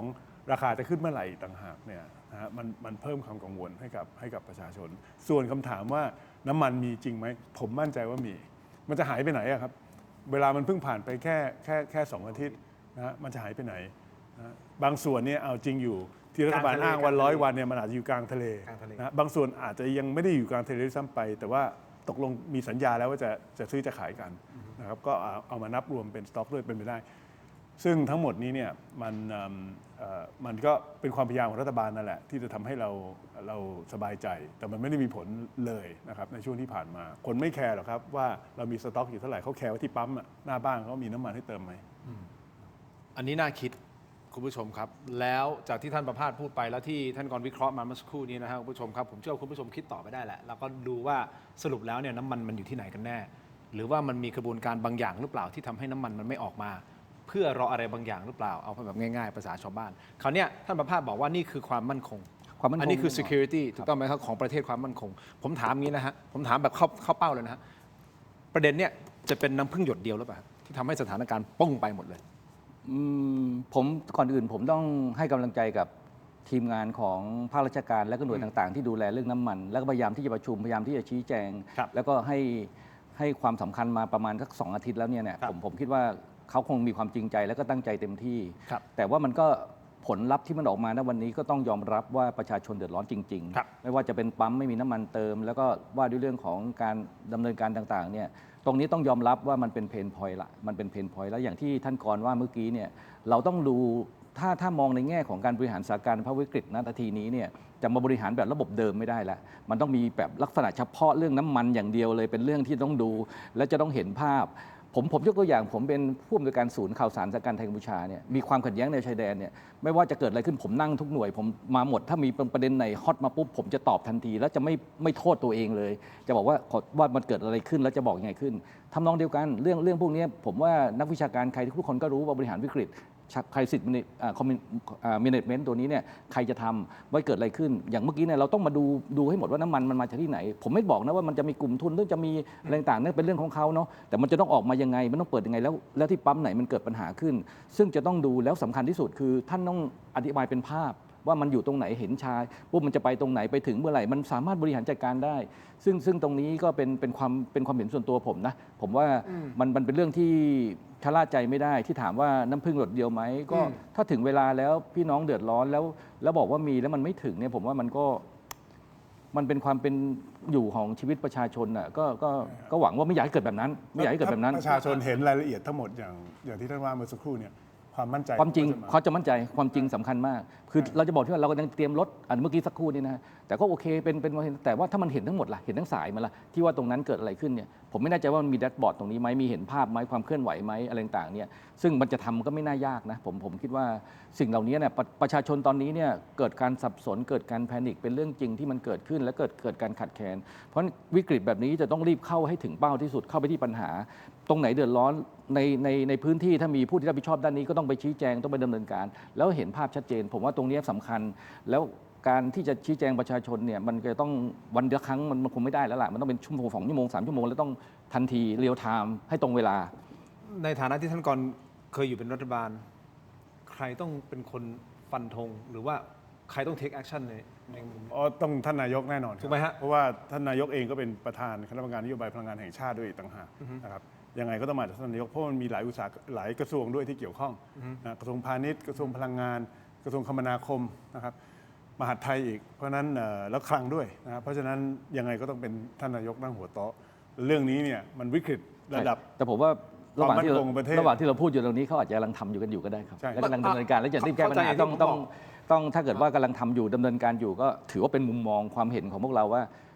อะไรที่ประชาชนเดือดร้อน ถ้าใครช่วยกันคนละนิดคนละหน่อยว่ามันตรงนั้นได้เติมเต็มสิ่งที่ดีๆเนี่ยมันจะเป็นสิ่งที่มีประโยชน์มากคุณทินผมต้องพูดตรงนี้เพราะว่าผมเป็นราชการด้วยแล้วก็พี่น้องราชการก็ทำงานกันอยู่ด้วยความเต็มที่ เข้า เล ใจ ยตอนที่ผมเป็นผอศูนย์ผมต้องยกตัวอย่าง เพราะว่าเหตุการณ์ของนั้นเนี่ยไม่ว่าใครแนะนำอะไรสิ่งดีๆแม้แต่คนนั้นพูดคนนี้เราอย่าไปคิดว่าเขาเป็นฝั่งตรงข้าม เราเอาข้อมูลเหล่านั้นมาแล้วแก้ปัญหา เพราะภาวะวิกฤตตรงนี้เนี่ยถ้าเรายังทะเลาะกันเอง ไม่ร่วมแรงร่วมใจกันไม่แก้ปัญหาร่วมกัน และบางคนก็ยังอาจจะเห็นประโยชน์ส่วนตัว แล้วก็ทำให้เกิดกระทบตรงนี้ขึ้น แล้วพี่น้องที่กระทบเนี่ยเป็นประชาชนที่อยู่ในพื้นที่ต้องทำมาหากินต้องท่องเที่ยวต่างๆต้องบรรทุกอะไรต่างๆเนี่ยมันเป็นความเดือดร้อน แต่ response ของกองทัพกับสถานการณ์ชายแดนไทยกัมพูชา ผมว่ามันทันควันมันแบบ action เรามีศูนย์ ถูกต้องไหม ชั ฮะ ดเจน นั่นไงฮะ ครับ แต่ตัดภาพกลับมาที่น้ำมันนี่มันไม่ใช่เพิ่งเกิดขึ้น แล้ว มันเกิดขึ้นมา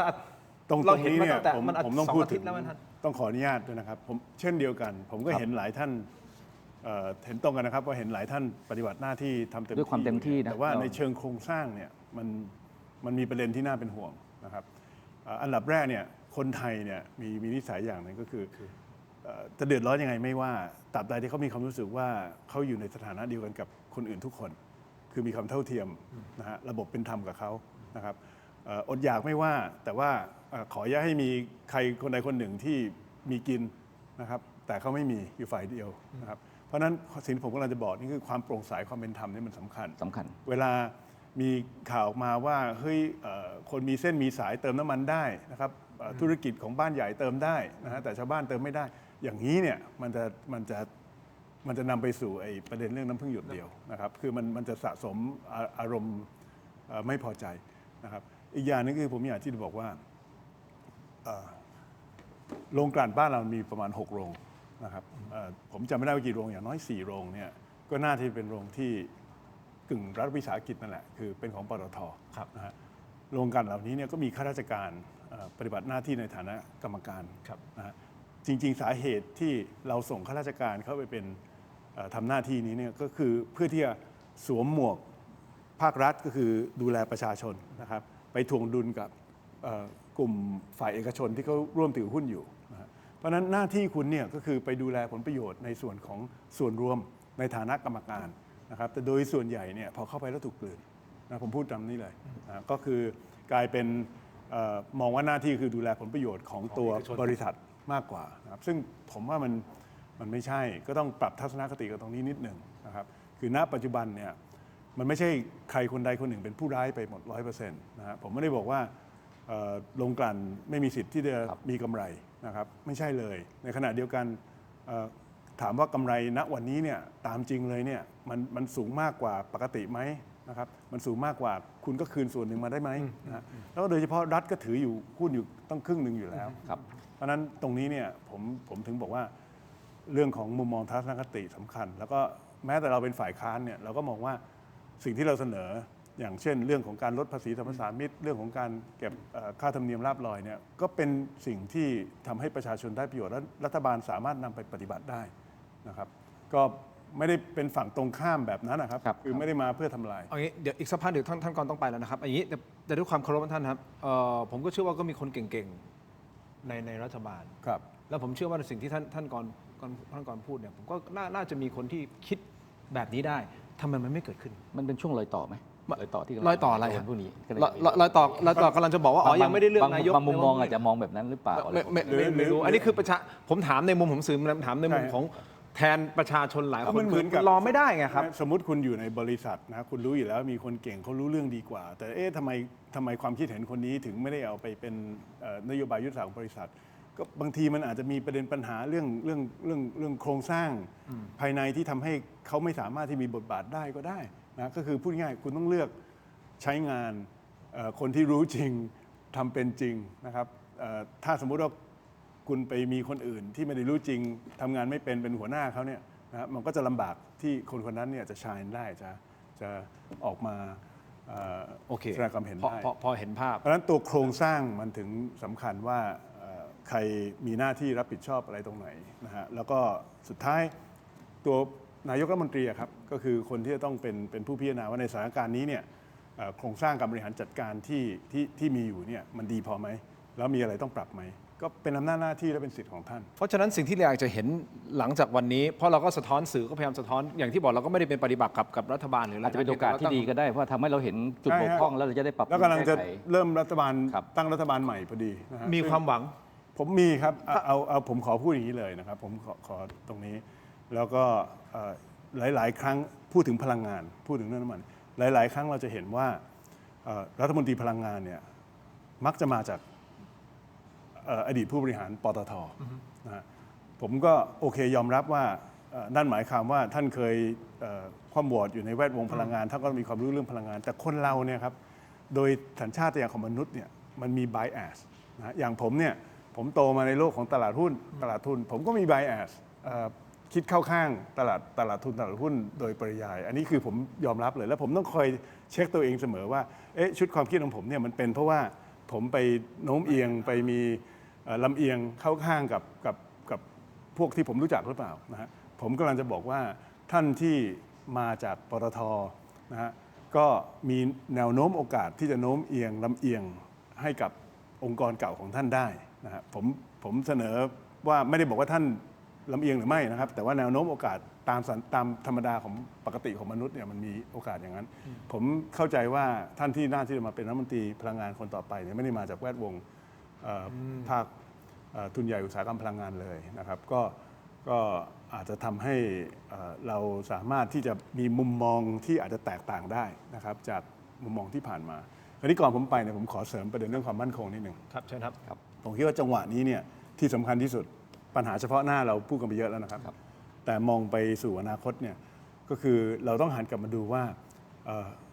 ยอมรับความเป็นจริงว่าหนึ่งในสาเหตุที่เรามีปัญหาตอนนี้เนี่ยคือเรายืมจมูกคนอื่นหายใจค่อนข้างมากเราเป็นประเทศทุก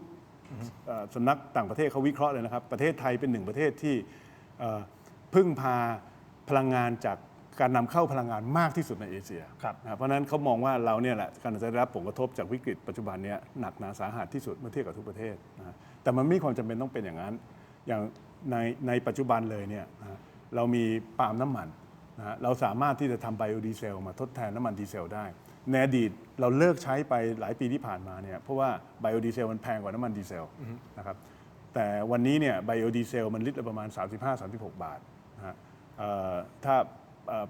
ปรุงให้ออกมาเป็นน้ำมันที่ใช้การได้นี่ก็อาจจะประมาณ41 บาท 42 บาทมันก็ยังถูกกว่า50 บาทน้ำมันดีเซลนะฮะเรามีกำลังผลิตมหาศาลเพราะนั้นมันก็ต้องมียุทธศาสตร์ในการที่จะหันมาพึ่งพาทรัพยากรที่เรามีเองนะครับชาวสวนก็ได้ประโยชน์ด้วยอีกต่างหากนะครับ นอกเหนือจากนั้นเนี่ยแม้แต่ไฟฟ้าวันนี้เราไม่ได้พูดถึงเลยนะครับ แต่น้ำมันเนี่ยเรากลัวขาดแคลนผมไม่ค่อยกลัวขาดแคลนที่ผมกลัวขาดแคลนนี่คือแก๊สนะฮะแก๊ส LNG ที่เราใช้ในการผลิตไฟฟ้าเนี่ยคือก็มีหลายเสียงพูดมาตลอดนะครับว่าไฟฟ้าประเทศไทยเราเนี่ยเราพึ่งพาการใช้แก๊สเป็นเชื้อเพลิงเยอะเกินไปเพราะวันนี้เราไม่ได้มีแก๊สของเราเองแล้วแต่ก่อนเรามีในอ่าวไทยเดี๋ยวนี้เราต้องนำเข้าแล้วรูปแบบการนำเข้าเนี่ยบางส่วนมาจากเมียนมาแต่ส่วนใหญ่เนี่ยมาในรูปของ LNG ซึ่งส่วนใหญ่ก็มาจากตะวันออกกลางนะครับแล้วก็วันนี้เนี่ยมันไม่มาแล้วนะครับแล้วสัญญาที่เรามีจากประเทศอื่นเนี่ยเขาจะยกเลิกหรือเปล่าเราก็ไม่รู้เพราะว่าสภาวะสงครามแล้วก็แล้วแต่เพราะฉะนั้นวันนี้เนี่ยเราต้องมองว่าเฮ้ยเราพึ่งพาการนำเข้าแก๊สนะเพื่อที่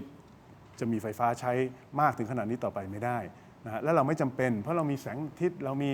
ศักยภาพในการที่จะมีพลังงานหมุนเวียนของเราเองนะครับที่มีต้นทุนต่ำด้วยอีกต่างหากเพิ่มมากยิ่งขึ้นอีกหลายเท่าเทียบกับที่มีอยู่ณปัจจุบันนะฮะเพราะฉะนั้นผมหวังว่าวิกฤตการณ์ครั้งนี้เนี่ยมันก็จะนำไปสู่การเปลี่ยนชุดความคิดนะครับแล้วก็นำไปสู่การปฏิรูปแท้จริงในอุตสาหกรรมพลังงานของไทยไม่ว่าจะเป็นในเรื่องของน้ำมันหรือในด้านของไฟฟ้าว่าสั้นๆฮะเดี๋ยวท่านต้องท่านรัฐมนตรีมันแบบว่าประเทศเรามันต้องมีแผนนะปกติในการความมั่นคงเนี่ย เราก็จะต้องมีสมมุติว่ามันเกิดวิกฤตขึ้นมันต้องมีแผนรองรับอะไรแบบนี้พวกนี้มาฉากทัศน์ต่างๆฉากทัศน์ต่างๆมันต้องมีอยู่แล้วนะครับว่ามันเกิดขึ้นแล้วนี่มันก็เป็นเรื่องที่สำคัญมากๆแล้วมันจะต้องพอเกิดปัญหาพวกนี้ปุ๊บมันก็ต้องเริ่มปฏิบัติการให้เป็นไปตามแผนแล้วก็มีกระบวนการชัดเจนใช่ไหมใช่ครับจริงๆทางด้านพลังงานเนี่ยมันมีแผนที่เราเรียกว่า PDP มันมีความเสี่ยงอยู่แล้วเยอะแยะมันมีแผนพัฒนาพลังงานแหล่งพลังงานนะครับที่ต้องผ่านครม.ทุกๆ2 ปีถ้าผมจำไม่ผิดเนี่ยผมก็เคยอ่านซึ่ง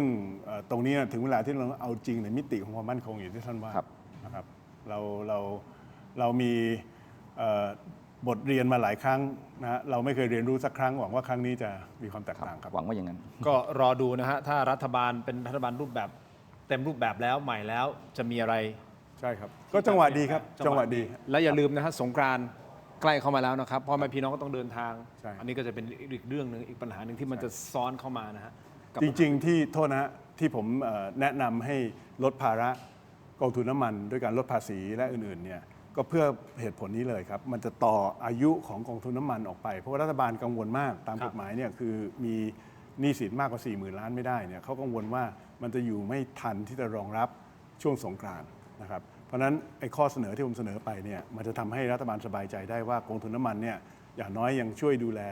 เรื่องของราคาน้ำมันให้กับพี่น้องประชาชนผ่านช่วงสงกรานต์ไปได้แน่นอนได้ครับวันนี้ท่านก่อนต้องมีภารกิจต่อนะครับไปที่พักต่อใช่ไหมฮะขอบคุณครับขอบคุณมากครับท่านครับ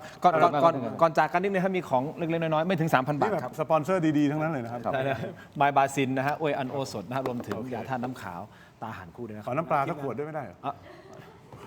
น้ำปลาเดี๋ยวตามไปขอบคุณมากครับขอบคุณมากครับสวัสดีครับขอบคุณครับสวัสดีครับพี่ก่อนเชิญทีมงานพารบกวนเดี๋ยวให้เก็บของได้เลยครับช่วยท่านเอาแหละคุณผู้ชมก็ติดตามสถานการณ์อย่างใกล้ชิดนะฮะว่า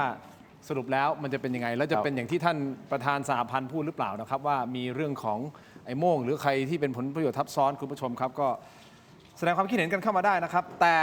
เอาละท่านประภาสอยู่ตรงนี้ผมขออนุญาตกลับไปที่เรื่องของตอนแรกเชิญผมมาเรื่องสงครามนะที่กลายเป็นน้ำมันเลยนะครับมันเชื่อมโยงกันมันเชื่อมกันโยงกันอยู่แล้วเพราะมันเกิดจากสงครามเพราะมันอธิบายได้ด้วยนักยุทธศาสตร์บอกว่าสงครามปั๊บมันเกิดผลกระทบในการสู้รบเพื่อวัตถุประสงค์อะไรก็ไม่รู้นะครับมันผลกระทบกันทางเศรษฐกิจมาเรื่อยๆแล้วก็การเมืองมันมาถึงประชาชนแล้วเห็นไหมครับซึ่งมันก็น่ากังวลกับการบริหารจัดการครั้งนี้เหมือนกันเราเห็นถึงสถานการณ์บ้านเมืองของเราแต่ผมขออนุญาตตัดภาพกลับไปที่ตะวันออกกลางกันนิดนึงนะครับคุณผู้ชมครับกลยุทธ์ทางทหารของอิหร่านอันนี้น่าสนใจท่านช่วยวิเคราะห์นิดนึงนะครับเขาบอกว่าใช้กลยุทธ์การป้องกันแบบโมเสกด็อกทรินนะฮะสื่อต่างประเทศหรือสื่อไทยบางสำนักก็พูดถึงประเด็นนี้นะครับบอกว่าผู้เชี่ยวชาญด้านยุทธศาสตร์ทหาร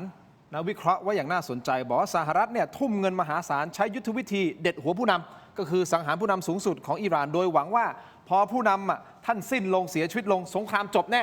ใช่ไหมไม่มีหัวอยู่แล้วนี่ปุ๊บจัดไปจบแต่มันไม่ได้เป็นเช่นนั้นท่านประภาสถูกต้องไหมครับเพราะอิหร่านได้ออกแบบสถาปัตยกรรมทางการทหารนะที่สามารถดำเนินการด้วยตัวเองโดยที่ไม่ต้องมีผู้นำก็ได้ที่ทหารเรียกว่าการป้องกันแบบโมเสกหรือโมเสกดิเฟนส์20 ปีก่อนแล้วนะครับเขาคิดเรื่องนี้ซึ่งทำให้อิหร่านเดินหน้าต่อกรกับสหรัฐได้ต่อไป แม้เมืองหลวงจะถูกถล่มอย่างไรก็ตาม แม้ผู้นำสูงสุด หรือกลุ่มผู้บริหารระดับสูงของประเทศจะถูกสังหารแล้ว และต้องสูญเสียผู้บัญชาการทางทหารไปกี่คนก็แล้วแต่ยังเดินต่อไปได้ นั่นหมายความว่าสหรัฐเองที่เขาตัดสินใจไม่รู้เขาตัดสินใจแบบคิดมาก่อนล่วงหน้านานแค่ไหนนะหรือว่าอาจจะเป็นการตัดสินใจแบบฉุกละหุกอะแบบประธานาธิบดีโดนัลด์ทรัมป์อะนึกออกแล้วไปเอ้ายังไงเอาลุย แผนฉุกละหุก แผงฉุกละหุกก็เลยไม่ได้คิดถึงข้อนี้หรือเปล่า ท่านมองไงว่านี่คือการ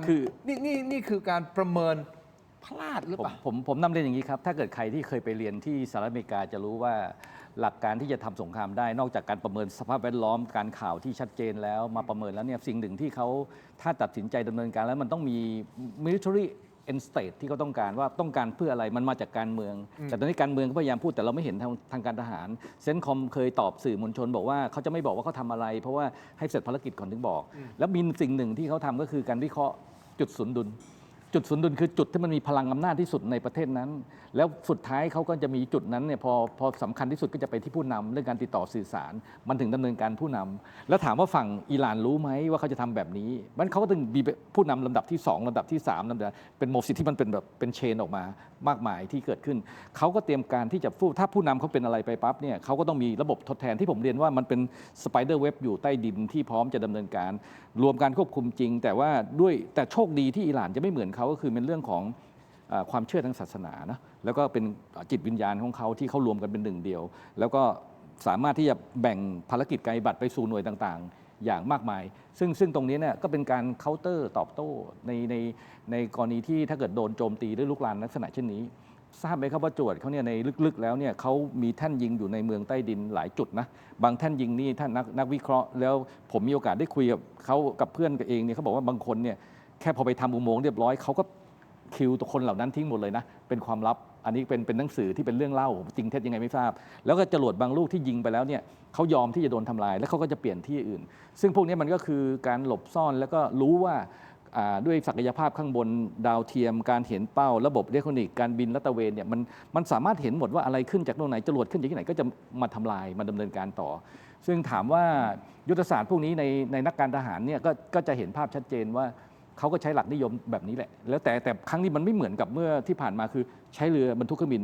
แต่ปัจจุบันเรือบรรทุกเครื่องบิน1 ลำก็เกิดไฟไหม้ที่ห้องผ้าแล้วก็เกิดปัญหาแล้วก็ต้องกลับเข้าฝั่งนี่เรื่องจริงนะครับอันนี้ก็เกิดภาพนั้นแปลว่าความล้าด้วยความล้าจากการรบจากอะไรต่างๆก็จะมีส่วนเกี่ยวข้องก็ต้องรอด้วยว่าที่เขาเปลี่ยนแผนใหม่ที่ให้นาวิกโยธินกำลังเดินทางมาเนี่ยจะไปขึ้นที่ไหนที่เกาะหรือไม่ที่ใหม่อย่างไรบ้างก็คงเป็นการแก้ปัญหาเฉพาะไปของนักการทหารแล้วว่าเกิดอย่างนี้ขึ้นเกิดอย่างนี้ขึ้นแต่สุดท้ายผลกระทบที่เขาต้องการเนี่ยผมว่ามันน่าจะส่งผลกับ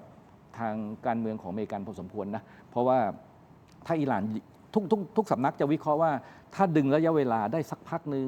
ความสูญเสียด้วยราคาที่แพงแล้วก็การกดดันของประชาคมโลกหรือแม้แต่คนอเมริกันเองเนี่ยอาจจะยอมถอยไปก็ได้ฉากทัดหนึ่งเนาะแล้วก็อีกในส่วนของอิหร่านก็ถ้าสามารถจะยื้อแล้วรวบรวมคนอิหร่านก็มีจุดอ่อนว่าก็มีกระแสข่าวบางกระแสว่ามีผู้นำนอกประเทศพยายามจะให้รวมกันแล้วก็ทหารบางคนไม่ได้รับเงินเดือนก็อาจจะเป็นจุดเงื่อนไขและให้แยกออกมาจากรัฐบาลซะต่อต้านซะยุติซะยอมฝั่งนู้นซะมันมีข่าว2 ด้านนี้อยู่เพราะฉะนั้นก็เราต้องใช้เวลาแล้วก็ประเมินไปแต่ยุทธการแบบโมเสกแบบนี้นั่นหมายความว่าถ้ามันเป็นจริงถ้ามันมีจริงซึ่งดูท่าทางแล้วน่าจะเขาพยายามจะเอาโมเสกมาอธิบายวิธีการที่มันเกิดขึ้นแต่จริงๆอาจจะไม่ใช่ชื่อนี้ก็ได้ไม่รู้ต้องไหมครับแต่ว่าวิธีแบบเนี้ยแล้วจะรับมือกับสถานการณ์แบบสหรัฐต้องรับมือกับสถานการณ์แบบนี้ยังไงมันยากง่ายในการรับมือคืออิหร่านโชคดีที่ geopolitics แล้วก็ลักษณะภูมิประเทศที่มันมีภูเขามีอะไรกำบังซึ่งการจะใช้กำลังภาคพื้นเข้าไปยึดเนี่ยยากเพราะถึงแม้ที่กำลังทางอากาศไปกดดันในที่ต่างๆแล้วสุดท้ายการเข้ายึดครองพื้นที่ก็จะต้องเป็นใช้กำลังภาคพื้นเข้าไปอยู่ดีซึ่งเป็นปฏิบัติการร่วมอเมริกามีศักยภาพเองเป็นมัลติโดเมนทุกมิติที่เขามีทั้งอาวุธมีทั้งพื้นที่สามารถแต่ว่าอย่าลืมนะครับผมบอกว่าเราจะวิเคราะห์อะไรก็แต่อิหร่าน3 เท่าประเทศไทยนะต่อให้100,000เป้าหมายประเทศไทยเนี่ยมันก็ยังไม่คุมทุกพื้นที่นะและบางพื้นที่มันก็ยังมีช่องว่างอยู่นะอันนี้คือภาพเนี่ยเห็นจากภาพนี่คือเกือบจะ Google Earth นะครับคุณผู้ชมนี่คืออิหร่านนะครับเนี่ยมันเป็นอย่างเงี้ยประเทศแบบ ถึงบอกว่ามันยากมากในการ เพราะว่า ที่จ การประเมินอย่างแม้แต่ตัวผมเองเนี่ยเราก็ประเมินจากข้อเท็จจริงที่ปรากฏตามสื่อ แล้วก็โชคดีที่มีโอกาสที่ได้คุยกับคนอยู่ในอิสราเอลอยู่ในอิหร่านบางส่วน แล้วก็เป็นนักการทหารด้วยก็ข้อมูลที่เขามาก็เราก็ต้องกลั่นกรองอีกว่ามันจริงไหมหรือที่เขาบอกมาแล้วเขายังสู้อยู่ แต่มันปรากฏว่าเมื่อเขาโดนโจมตีเขายังมีการยิงจรวดถึงแม้จำนวนน้อยลง แต่มันยังยิงได้ยิงเข้าเป้าด้วย ยิงไปยังพื้นที่ของแสดงว่าสนามเขาเรียกอะไรนะฐานทัพของอเมริกันในพื้นที่ตะวันบริเวณนั้นน่ะอันตรายหมด ถึงต้องอพยพถึงอะไรต่างๆก็แสดงว่าเขาก็กดดันได้ เพราะว่าเป็นเป้าหมายคือแล้วต้องการยื้อต้องการให้แพงที่สุดทำเวลามากที่สุด ทั้งฝั่งของสหรัฐอเมริกาก็มียุทธวิธีเหมือนกันเพราะเขามีอาวุธที่หนักกว่ามีอะไรที่ทำลายมากกว่าเขาก็ต้องมองผลกระทบว่าสำหรับเขาตอนนี้ก็คือทำไงก็ได้ให้เปิดช่องฮอร์มุซได้ เพื่อไม่ให้เกิดน้ำมันไปได้และไม่เกิดผลกระทบทางเศรษฐกิจ ฝั่งอิหร่านก็มองผลกระทบว่าถ้าอย่างนั้นก็ต้องยิงไปที่ฐานน้ำมันไปที่กำกันเพราะว่าพวกนี้มันจะฟื้นมันก็ต้องใช้เวลา มันก็ต้องสู้กันแบบนี้ที่จะเกิดขึ้นนะครับในรายละเอียดในพื้นที่เนี่ยเราก็คงได้แต่ประเมินสถานการณ์แล้วก็หวังว่าผลกระทบตรงนี้เนี่ยก็โชคดีอีกอันไหมครับที่พันธมิตรต่างๆไม่เข้ามาร่วมด้วยไม่เข้ามาดำเนินการ เพราะว่าเขามองว่าเขาไม่ได้เริ่มต้นและไม่ควรจะเกิดแบบนี้แล้วก็ทุกคนก็เดือดร้อนผมว่าแต่ละคนก็มีปัญหาเนาะมีนาโต้ก็มีทางด้านของยูเครนอยู่ใช่ไหมมีปัญหาอยู่แล้วทางของวิเคราะห์ในเชิงแบบนักประเมินทั่วไปก็ทางรัสเซียทางจีนก็ยังดูท่าทีไม่ต้องการที่จะเข้ามายุ่งกับตรงนี้หรอกเพราะสงครามไม่ได้ทำให้มันมีความสุขไม่อะไรต่างๆนี่เลยเห็นว่าจีนก็พยายามที่จะเป็นตัวกลางในการเจรจาแล้วเร็วๆนี้ก็จะมีการเจรจากันที่ซาอุดิอาระเบียซึ่งตรงนี้อาจจะเป็นทางลงอีกทางหนึ่งหรือไม่นะครับแล้วสำคัญที่สุดทุกคนไม่ต้องการให้เป็นสงครามโลกครั้งที่3แน่นอนเพราะมันมีปัจจัยไม่เหมือนสงครามโลกครั้งที่1ไม่เหมือนสงครามโลกที่2แล้วคำว่าสงครามโลกนี่มันเป็นอะไรที่ผมว่ามันโหดร้ายนะแล้วมันอาวุธที่มันมีรุนแรงนิวเคลียร์อะไรต่างๆ แค่ทุกสงครามก็โหดร้าย คนร้ายหมดเลยนะครับ เพราะฉะนั้นปัจจัยมันไม่น่าจะตรงนั้น ผมคิดว่าน่าจะเป็นแค่ แต่มันก็มีความเสี่ยงว่าในภูมิภาคเนี้ยจะเกิดความขัดแย้งที่มีความเสี่ยงสูงที่จะขยายผลไหม แล้วก็ประเทศผมมั่นใจว่าประเทศต่างๆ ที่ไม่ดำเนินไม่ตอบโต้เนี่ยเขาต้องการจะหยุดตรงนี้เหมือนกัน เพราะความเสียหายต้องให้มันน้อยที่สุดนะครับที่ตรงนี้ครับ อันนี้คือตะวันออกกลางคุณผู้ชม ใช่ตะวันออกกลาง นี่คือสงครามมันไม่มีดี ไม่ดี มันมีแต่ความสูญเสียความเสียหาย เช่นเดียวกันกับสิ่งที่เราเจอกับกัมพูชาอยู่เหมือนกัน อันนี้ก็เป็นความเสียหายที่มันเกิดขึ้นแล้วเราก็ไม่อยากให้เกิดขึ้นแต่แน่นอนไทยเราก็ไม่ลดการนะฮะเพราะในช่วงเวลาที่เงียบไปตอนนี้นะครับก็เชื่อว่าทางด้านของกัมพูชาก็เตรียมการอะไรหรือเปล่านะครับเราเองก็ต้องไม่ประมาทเดี๋ยวได้ถามท่านประภาสเพิ่มเติมในประเด็นไทยกัมพูชาด้วยนะคุณผู้ชมแต่ขออนุญาตนิดนึงฮะเมื่อวันก่อนท่านพลเรือเอกจุมพลลุมพิการนนท์นะฮะท่านอดีตรองปลัดกระทรวงกลาโหมใช่ไหมฮะท่านมาในรายการของเราแล้วก็พูดในประเด็นที่น่าสนใจเขาบอกว่าสหรัฐกำลังเคลื่อนกำลังนาวิกโยธินข้ามโลกอย่างที่ท่านประภาสพูดไปเมื่อสักครู่นี้ก็เลยทำให้นึกถึงประเด็นนี้ท่านจุมพลพูดไว้ท่านบอกว่าสหรัฐรู้ดีว่าใช้กำลังแค่ทางอากาศมันไม่ได้ผลก็เลยต้องส่งทหารภาคพื้นดินเข้าไปถ้าส่งนะมันเป็นวิธีเดียวที่จะมีโอกาสในการที่จะเข้า ที่ ไป ไปยึดบางพื้นที่ยึดเกาะหรืออะไรบางแต่แสดงว่าพื้นที่นั้นจะต้องปลอดภัยของกำลังภาคพื้นที่จะเข้าไป โดยขณะนี้คุณผู้ชมได้สั่งเคลื่อนกองเรือยกพลขึ้นบกนะครับดึงกำลังทหารนาวิกโยธินและอาวุธยุทโธปกรณ์จากภูมิภาคอื่นๆ เช่น เคลื่อนกำลังจากฟิลิปปินส์นะผ่านทางด้านของช่องแคบมะละกาเพื่อมุ่งหน้าไปเติม พอเห็นอย่างนี้คุณทินแปลความว่ายังไงท่านนักการทหารบอกว่าไม่ได้เตรียมการไว้ก่อน ไม่ได้คาดการณ์ว่าจะมีเหตุเลวร้ายแบบนี้ถึงเพิ่งเริ่มทำถ้าจริงๆแล้วถ้ามันมีแผนสำรองมี most likely มีสิ่งที่อันตรายที่สุดสิ่งที่มันอาจจะเกิดที่สุดเนี่ยเขาจะต้องเตรียมการมาเรียบร้อยแล้วเหมือนที่มีคำสมัยสงครามอิรักเขาบอกว่าย้ายภูเขามาไว้ที่อ่าวทั้งกำลังภาคพื้นทั้งพันธมิตรมาเป็น 7-8 แสนคนเพื่อจะเข้ามายึดอิรักเนี่ยเป็นฉุกละหุกละเข้ามาแล้วยังไม่รู้เลยว่าจะไปตรงไหนมันมีผลนะมันมีผลกับการปฏิบัติเขายังงงอยู่นะฮะคุณผู้ชมแต่ว่าแน่นอนตอนนี้เขาบอกว่ามุ่งหน้าไปเติมกำลังที่ตะวันออกกลางโดยมีกำลังพลเบื้องต้นประมาณสัก2,500 คนนะครับโดยมีอยู่ในพื้นที่ด้วยโดยท่านจุมพลมองว่ายุทธการนี้ไม่รู้นะว่าเอาอยู่หรือเอาเข้าไปตายเพราะหลายคนวิเคราะห์เหมือนกันว่าถ้าส่งทหารเดินทางเข้าไปเนี่ยโอกาสที่จะส่งลงศพกลับสหรัฐอเมริกาผมมองในฐานะนักการทหารเนี่ยถ้าเกิดเอาทหารมาลักษณะเช่นนี้แล้วต้องการมันน่าจะต้องมีเป้าหมายอะไรบางอย่างที่ดำเนินการแล้วก่อนที่จะให้กำลังเหล่านี้เข้าไปในพื้นที่นั้นเนี่ยด้วยศักยภาพของอเมริกาที่เป็นมัลติโดเมนเนี่ยทั้งอวกาศไซเบอร์แอร์สเปซแล้วก็ระบบการป้องกันที่ดีเนี่ยเขาคงจะต้องเคลียร์พื้นที่อะไรบางอย่าง เพื่อจะกดดันอะไรบางอย่างเหมือนกันผมคิดว่าก็คงจะต้องมีการวางแผนและก็เตรียมการเขาคงไม่ยอมไม่ปล่อยให้เลวร้ายอย่างนั้นแน่นอนถ้านักการทหารถ้าเร็วสงครามมันจะทำกรณีที่รู้สึกว่ามันจะชนะเท่านั้นสำหรับผู้ลุก ถ้าส่งคนเข้าไปอย่างเงี้ยส่งทางเข้าไปแสดงว่าเขาก็ไม่ได้คิดว่ามันจะจบเร็วเหรอฮะหรือว่าเขาคิดว่า ส่งหรือเปล่า ส่งไปเพื่อที่จะ มันมีอยู่อันหนึ่งคือ ให้มันจบเร็ว การที่กำลังเคลื่อนย้ายมา มันก็เป็นการส่งสัญญาณโชว์ออฟฟอร์สเหมือนกันกดดันไหมว่าให้อิหร่านยอมเถอะว่าจะมาหรือไม่มา คือมันจริงในเท็จในจริง และการส่งสัญญาณเหล่านี้เนี่ยมันก็ตีความไปต่างๆนานาได้เช่นเดียวกันครับอันนี้คือเป็นปกตินะแล้วก็การที่ผู้นำของที่เกิดขัดแย้งออกสัญญาณอะไรบางอย่างเนี่ยมันมีผลในจิตวิทยาด้วยว่าเขากำลังพูดกับใครเขากำลังพูดกับคนประเทศของเขาหรือเขากำลังพูดกับทหารเขาให้มีกำลังใจที่ในการต่อสู้หรือเขาพูดกับพันธมิตรหรือเขากำลังข่มขู่ฝั่งตรงข้าม ซึ่งพวกนี้ผมมองว่ามันมีหลายมิติซ้อนกันอยู่ อาจจะมาเรื่อยๆแล้วเลี้ยวกลับก็ได้ อาจจะมาเรื่อยๆแล้วก็มีการเตรียมการเรียบร้อยจะลุกเข้าตรงนี้ก็แล้วก็ได้เป็นไปได้หมด เลี้ยวกลับแบบดื้อๆอย่างนี้เลย ใช่ก็มีหลายครั้งก็เลี้ยวกลับ นี่นะคุณผู้ชมครับนอกจากที่ท่านประภาสเป็นผู้ช่วยผู้บัญชาการฐานอากาศแล้วนะครับท่านยังมี call sign ก็คือเขาเรียกว่าชื่อเรียกใช่ไหมฮะ call sign Borax นี่ฮะ Borax นะครับเป็นนักบิน F16 นะฮะที่คุณผู้ชมมีความเชี่ยวชาญ แล้วก็เป็นที่รู้จักในบทบาทนักรบข่าวสาร และผู้ดำเนินนะกิจกรรมด้านสวัสดิการและสุขภาพจิตให้กับกองทัพอากาศด้วยนะครับเพราะฉะนั้นที่วันนี้มาวิเคราะห์คุณผู้ชมครับฟังไปพร้อมๆกันไปด้วยกันกับผมนี่แหละครับที่ท่านวิเคราะห์นะครับคราวนี้มาอีกประเด็นหนึ่ง ผมมีสไลด์สุดท้ายอยู่อันหนึ่งใช่ไหมที่ผมจะบอกว่าจะฝั่งพี่น้องประชาชนน่ะซึ่งตัวนี้สำคัญมาก ประเด็นไหน ในสงครามเนี่ยครับ เกี่ยวกับ เมื่อกี้ เกี่ยวกับอิหร่านนี่แหละฮะ ครับผมคิดว่าในรายการมาแล้วบางทีเราได้มีโอกาสพูดคุยกันแล้ว เมื่อกี้นี่ผมอาจจะมีบทวิเคราะห์กับท่านกรหลายเรื่องที่เกี่ยวกับพี่น้องส่วนราชการจะมีผลต่างๆ ที่ โอเค ที่ท่านกำลังทำอยู่ ท่านส่งข้อมูลให้ทีมงานของผม เรียบร้อยแล้ว ทีมงานของผม ทำ แปลงออกเป็นสไลด์ออกมา แล้วเดี๋ยวจะอธิบายกัน แต่เราจะเอานี้ก่อน แล้วเดี๋ยวผมค่อยไปอีกประเด็นหนึ่งนิดนึง ใช่ ผมอยาก ใช่ รู้เหลือเกินว่าทางอิสราเอลเขาอ้างว่าสังหารอาลีลาริจานีนะซึ่งทางด้านอิหร่านก็ออกมายืนยันว่าจริง ครับ คราวนี้จะมีผลกระทบอย่างไรในประเด็นนี้ เอานี้ไปดูที่ท่านจะพรีเซนต์ก่อนได้ไหม ที่เป็นอินโฟเป็นภาพ เอามาเลยครับอันไหนมาเลย อันนี้ใช่ไหมฮะ ไม่ใช่ครับอันนี้เป็นแบบเป็นเชนที่ผมว่าอีเฟกกับอีกอันหนึ่งครับ อันที่เป็นเรื่องที่เกี่ยวกับ ยังไง จัดมาที อันนี้ก็เป็นภาพที่เราทำอินโฟขึ้นมาอีกภาพหนึ่งที่เป็นตัวหนังสือครับ ที่เป็นตัวหนังสืออะทีมงานไหมอ่ะ ไม่เป็นไรครับ ไม่ อัน ใน นี้ต่อได้ ในระหว่างที่ทีมงานหาไม่เป็นไรฮะเดี๋ยวทีมงานพอดีมีหลายสไลด์นิดนึง ครับ ตัวนี้ป่ะ ไม่ใช่ครับไม่ใช่ เฮ้ยโหหัวข้อนี้เลยฮะ World War III Coming นี่เลยนะฮะ ไม่ใช่ฮะอีกอันหนึ่งไม่ใช่ อ่ะโอเคทีมงาน อันนี้เป็นบทวิเคราะห์นี่ครับอันนี้ โอเค เนี่ยครับ เราควรใช้ข้อมูล คิด เพื่ ว่า อเตรียมตัวไม่ใช่ตกใจ เพราะว่าที่ผม ครับ ที่ผมนำเรียนว่าในการวิเคราะห์ต่างๆ แล้วก็เมื่อกี้ก็โยงมาถึงผลกระทบที่เกิดกับประเทศไทยเรื่องของน้ำมันเนี่ยสิ่งต่างๆ เหล่านี้มันก็เลยเกิดภาพตรงนี้ขึ้น ผมในฐานะที่เป็นผู้อำนวยการศูนย์ข่าวสาร ผมก็อยากจะนำเรียนพี่น้องประชาชนก็แล้วกันว่ามันมีทั้งสองฝ่ายเห็นด้วยไม่เห็นด้วย สิ่งหนึ่งที่สำคัญที่สุดคือข้อมูลข่าวสารที่ผมบอกว่านักวิเคราะห์ต่างๆ ก็จะมีพื้นฐานความคิดมีถึงการเรียนรู้ประสบการณ์มาแล้วก็มองงั้นการติดตามข่าวสารต่างๆ จากว่ามีภาพวิดีโอภาพ AI ต่างๆนี่ต้องติดตามหลายแหล่ง แล้วก็อย่าไปตกใจกับมันนะครับ ครับ สำคัญที่สุดประการที่ 2 คือระมัดระวั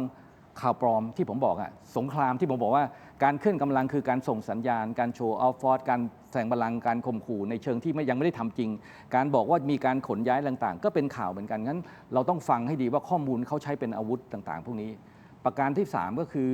อเราต้องเตรียม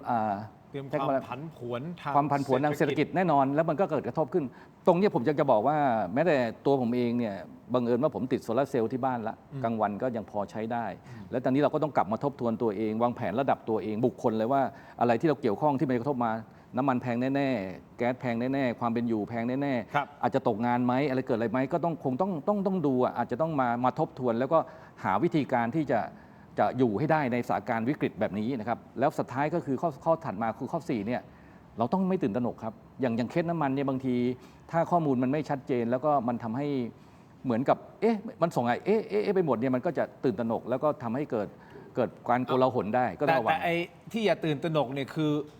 เพราะว่ามันมีคนทำให้ตื่นตระหนกไงครับ ครับอันนี้ ก็คือใครล่ะครับ อันนี้ คนที่บริหาร เรา เรื่องของน้ำมัน เมื่อสักครู่เราถึงได้วิเคราะห์แล้วก็ได้ให้เสนอข้อคิดมุมมองทางออกด้วย แล้วก็ไม่ได้มาตำหนิว่ากล่าว ครับ อะไรกันเป็นข้อสังเกตการณ์และสุดท้าย ครับ ก็คือสงครามการมองต่างๆ ต้องเข้าใจมันอย่าไปใช้อารมณ์จะไปเอียงข้างใดข้างหนึ่ง เพราะว่ามันจะทำให้เกิดผลกระทบขึ้นอันนี้ผมอยากจะมานำเรียนในรายการนี้แล้วก็อยากว่าเตรียมตัวครับทุกคนครับวิกฤตครั้งนี้เนี่ยในทุกคนปฏิเสธไม่ได้หรอก แล้วก็อย่าถึงตกวิตกกังวลอะไรมากก็คือเตรียมตัวด้วยข้อมูลแล้วก็พร้อมที่จะเผชิญกับสิ่งเหล่านี้แล้วไปด้วยกัน คนไทยต้องร่วมกันสามัคคีกัน แล้วก็อย่าเห็นแก่ตัวต้องมองว่ามันเป็นวาระของประเทศแล้วก็ต้องช่วยกันแก้ปัญหานี่ก็ ครับ อยากจะนำเรียนแล้วก็เป็นกำลังใจให้กับทีมงานที่กำลังแก้ปัญหาเรื่องน้ำมันอยู่ แล้วก็หวังว่าการดำเนินการต่างๆเนี่ยมันจะไปได้ชัดเจนผมมีข้อสังเกตคือให้ข่าวให้เร็ว ตรงไหนเป็นจุดเพนพอยต์ต้องรีบแก้ไข ความเห็นของทุกคนคือกัลยาณมิตรทั้งหมด ครับ นำมาเก็บนำมาแก้ไขแล้วก็เดินไปด้วยกัน แล้วก็ต้องทำตลอด 24 ชั่วโมง ใครที่ยังไม่ได้ออกกำลังกายนะครับ ใครที่คิดว่าสุขภาพยังไม่ค่อยแข็งแรง เริ่มออกกำลังกายได้ เริ่ม ครับ เดินสายพานหรือว่าเดิน ต้องเตรียม รอบหมู่บ้านเพราะว่าร ถจักรยาน อาจจะ แล้ว ต้องปั่นจักรยานต้องเดิน อันนี้พูดจริงนะฮะอะไรที่มันใกล้ๆบางทีเนี่ยเราก็เดินไปใช่ไหมเดินไปแต่ก่อนอาจจะขี่มอเตอร์ไซค์ไปหน้าเซเว่นไปเซเว่นอะไรเงี้ยเราก็อาจจะต้องเดินไป ครับ อันนี่พูดจริงที่บ้านก็เป็น จริงๆ อย่า ฮะ นั้นนะครับก็ต้องเตรียมความพร้อมนะครับคุณผู้ชมเอาละในเรื่องนี้ตัดภาพกลับมาที่อิสราเอลที่มีการสังหารอาลีลาริจานีนะครับคุณผู้ชมเมื่อวานนี้มี breaking news ทั่วโลกนะครับก็คือทางด้านของรัฐมนตรีว่าการกระทรวงกลาโหมของอิสราเอลนะครับชื่อว่านายอิสราเอลคัชนะแถลงว่านายอาลีลาริจานีเลขาธิการสภาความมั่นคงแห่งชาติสูงสุดของอิหร่านนะครับและผู้บัญชาการกองกำลังกึ่งทหารบาซิสนะฮะชื่อว่าโคลามเรซาถูกสังหารแล้วในปฏิบัติการเมื่อคืนวันจันทร์ที่ผ่านมาคือวันที่ 16 มีนาคม ด้านสำนักข่าวอัลจาซีรารายงานว่าอับบาสอารักชีซึ่งเป็นรัฐมนตรีต่างประเทศอิหร่านได้ออกมายืนยันเรื่องที่นายลาริจานีถูกสังหารแล้วนะครับแล้วก็บอกว่าผมไม่เข้าใจว่าทำไมสหรัฐและอิสราเอลถึงยังไม่เข้าใจเสียทีว่าอิหร่านมีโครงสร้างทางการเมืองที่แข็งแกร่งโดยมีสถาบันทางการเมืองเศรษฐกิจและสังคมที่มั่นคงการมีอยู่หรือไม่มีอยู่ของบุคคลใดบุคคลหนึ่งไม่มีผลกระทบต่อโครงสร้างนี้เลยซึ่ง